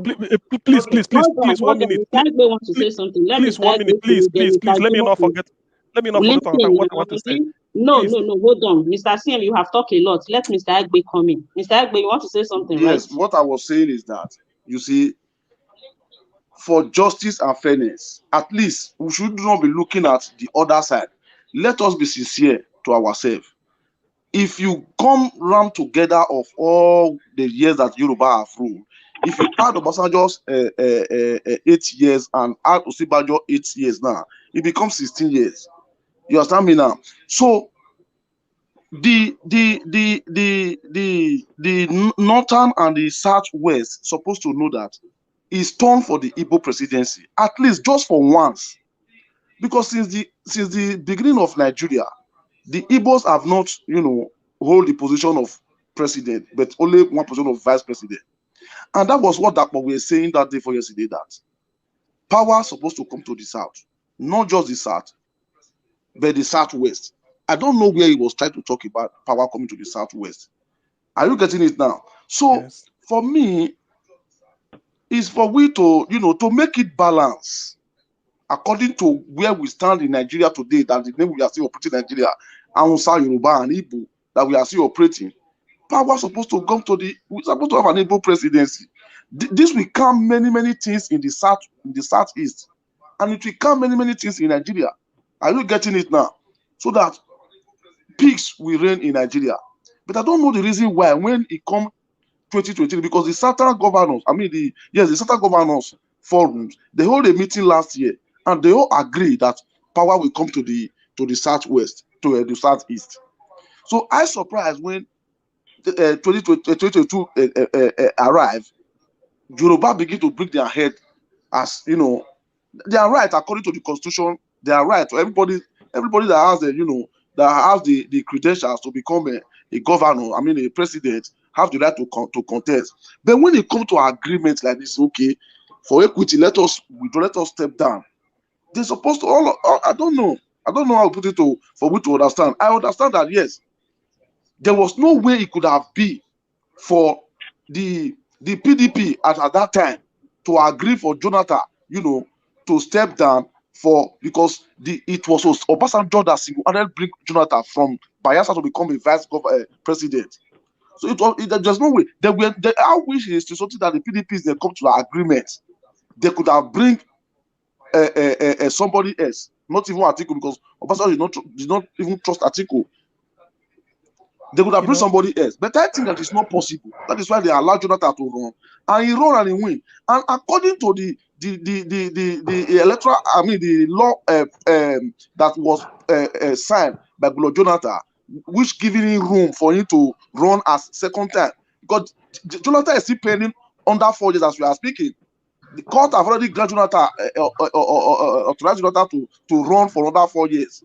Are Are you getting it now? So for justice and for peace, the power is supposed to go to the southeast. Okay, That is thank my you. own thing. Thank you, Aigbe. I have something to say. In fairness to the Southwest, Doyo Okupe said he wanted to run for presidency. He said, but he sat down to say no. This thing should go to the Southeast. He said he now go to the South, looked at the candidates coming out of the Southeast, even within PDP when he was there still with Obi. He said, I'm going to support Obi. And he's the campaign manager overall for Obi. Now they moved to Labour Party. That's why. Thank you. Then at the level of something like a geopolitical association or what is it called? National association like Ohaneze, Afenifere, Pandef for my good friends of Niger Delta, then Middle Belt Forum.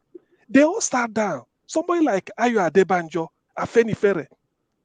I have so much regard for that man as a lieutenant of Obafemi Awolowo. He said everything put together. He said he called Tinubu.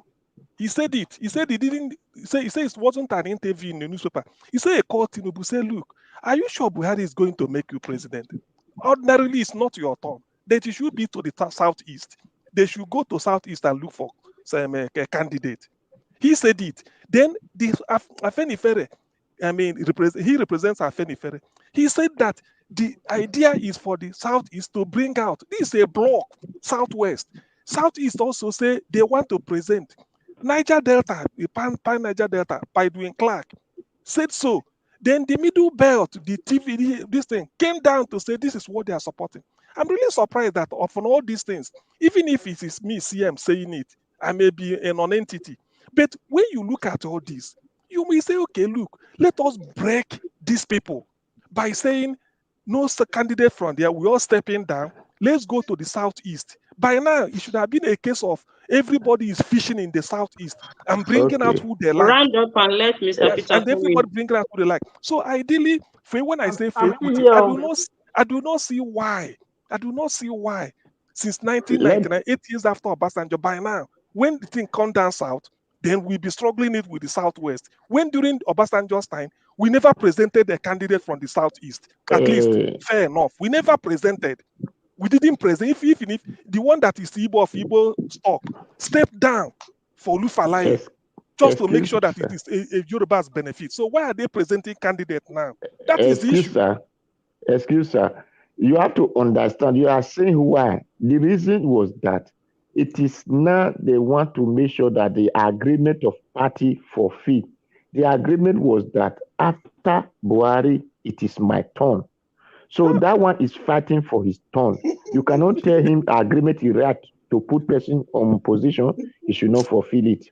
Then the other hand is that if we talk of the people who the person who did not respect zoning was our own brother Wiki, because this is where when people were saying it is only Wiki can do it. I look at it as a person who has betrayed agreement. We know that Goodluck came from our side and complete the opposite of Yaradua, because Yaradua was 4 years, while his own was 4 years. Then that they are turning over. That is the South and the North have gained there for 4 years. Then the power go to the North again. As it's coming from the North, it's coming to the South. So Wike, as a brother who want to respect agreement of we must have the power, supposed to know that East have not tested from this thing. Let us give to him. Then if we are not fighting the Westerner, that why do they want to contest as a APC member against the Easterners? We will know the reason we are fighting them. If Wike have not do that is a trial error that he make. We will have been blaming the Westerner that why are they not looking us as one like them? Although I know that in Yoruba are full of that spirit, because I have worked with many of them before. So, and not only is Yoruba itself, also with some Igbo who still look at us as minority, so we cannot have voice in their places. But for we, the Benin, has that mind of we are all family. So let's honor agreement. That is why we are, because we see Peter Obi to be sincere, a person you can trust. That is why all of us are shouting, let them rule. It is not because they said they want to break out, they have no rule. No, it is because we see Peter Obi as a sincere person. If not, we, the Benin, all of us supposed to be agitating that it is our turn. But we don't do that. So, yes, now, because there are many things. Because even me too, I was going to ask, when is it the Benin turn? When is it the Edo turn? Because everybody keeps saying it's their turn, it's their turn, it's their turn. I suppose that is when is it the Edo turn?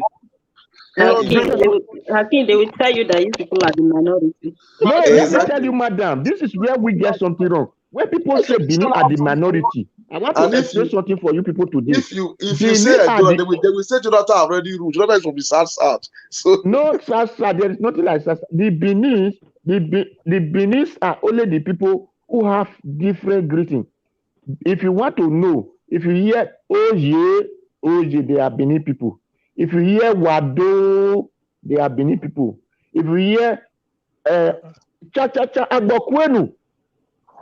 So Benin has, if you still go to the Odo, you will still hear Babao, Eka, so we are of different place. So you cannot say we are minority. So you cannot call people who have great unique of the language like that minority. Mr. Peter, you are talking about the empire time. Nigeria these days. Mama, that is Benin. Benin is Benin. So Benin is they don't like that anymore. They function. Mama, they see it. It is you did not see it like that. Change that part. The British have already divided us. Mama, British did not divide us. We cannot tell you it's from a Benin man. It is you. It is you who is feeling they are using the system of local government, state and all those things to divide us. In those days, we know how many regions we were controlling. Listen, Igbo not get state, Igbo not get local government. Yoruba not get state, they not get local government. It is you that is looking those things. It is you who feel, and it is you that is supposed to recover from that mentality. Did you not have different states? Did you not have different states? I'm just looking forward to the day. My brother, listen, I'm just looking forward to the day whereby whoever is the president, wherever they come from, doesn't matter. As long as at the state level, we have all the powers that we need: electricity, education, healthcare.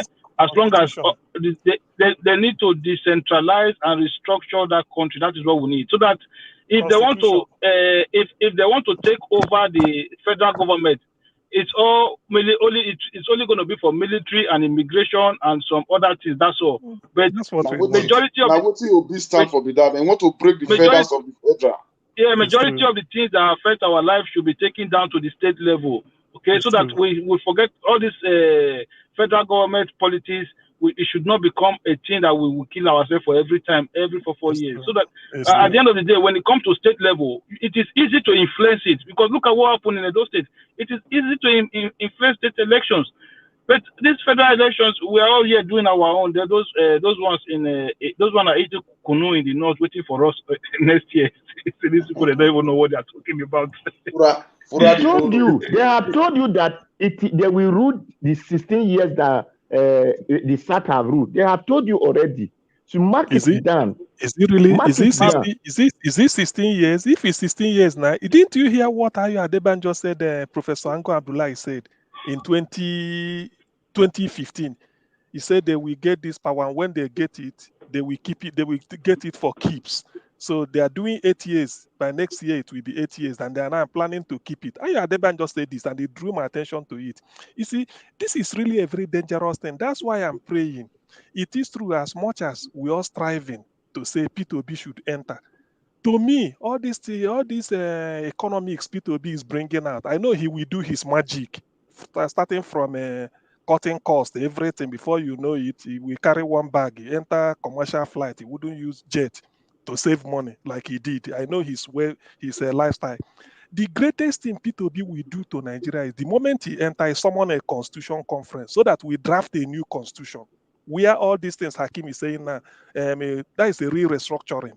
The moment he does that, even if after doing it, he's no more there, that is okay, because we now means that tension that is in Abuja will be lessened. Everybody will now go to your local area and then struggle for power there and then develop at your own pace. And that is the formula that there nothing more to share, so that Ogoniman will now clean up his place. Despite the fact that 8 years of APC will soon go and the Ogoni is not cleaned. So Ogoniman will now control his crude oil. Ondo will control their bitumen. A state like Ondo, second bitumen deposit in the world after Canada. Yet they will be shouting they don't have money. Why can't they use it to develop? The whole of West Africa will be importing bitumen from Ondo, and they use it to develop their place. So there are a lot of things we could do. Osun State has gold. They will tap their gold and sell, just like Zamfara is doing. So the only thing, that's what we are, that is my wish. The moment Obi enter, the highest thing he will do within his first 1 year is to give Nigeria a brand new constitution. That's all, before any other thing, because that constitution will lessen this stress, this tension of come to Abuja, share this, use it to deprive people. Bayelsa is 8 local governments only. With all the crude oil they bring, they put it on the table. Kano will take 44 local government, share 44 portions. Bayelsa will take 8. Where does it work? What sort of country is that? So that's why Obi is coming. Say that is the meaning of he will end the consumption and then bring out the production. Production means everybody will now look for something to produce in your area. I pray he succeeds, but he will. If he gets in, we need the first thing we need is the constitution. That's all. That will solve Nigerian problem. The moment we agree, this is how we relate, then the tension will die down. Let me now say whether it is the Southwest that said they don't want a new constitution, or the Southeast, or the South, or the Middle Belt, where you have 1.6 million people in Benue State in the IDP camp.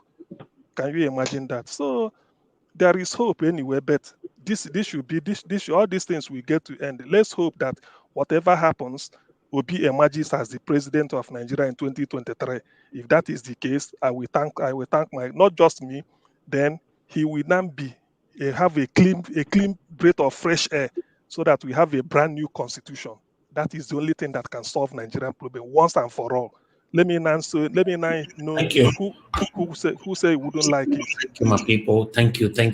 I think it's time to round up right now. I gave you people a long time to talk, to deliberate, to rub mind yourselves. I've been listening to everyone. Is everyone still there? Or did you guys fall asleep or something? I appreciate everyone. Thank you so We are much. here. We are here. We are good. We are going night. Going night. Thank you, Mr. Avis. You are here now, so I have to go. Thank you so much. Thank you so much, Mother Irene. I so much appreciate it. Thank you so much. Thank you so much. Good night, my people. I don't hear Jimo speak. Thank you. You don't let me talk, so I just rest and listen. Now sleep Good night, carry you. everybody. Because you know say your voice is strong where nobody feel beat down your voice. Then, no, I'm not good at that. So I always wait for somebody to talk. Hold on. Everyone should please join us tomorrow night, tomorrow evening. We're going to be here again. God bless you all. Thank you. Thank you. Good night. Good night, everybody. Good night, everybody. Good night, everybody. Good night, everybody. Good night. Ciao, ciao, ciao.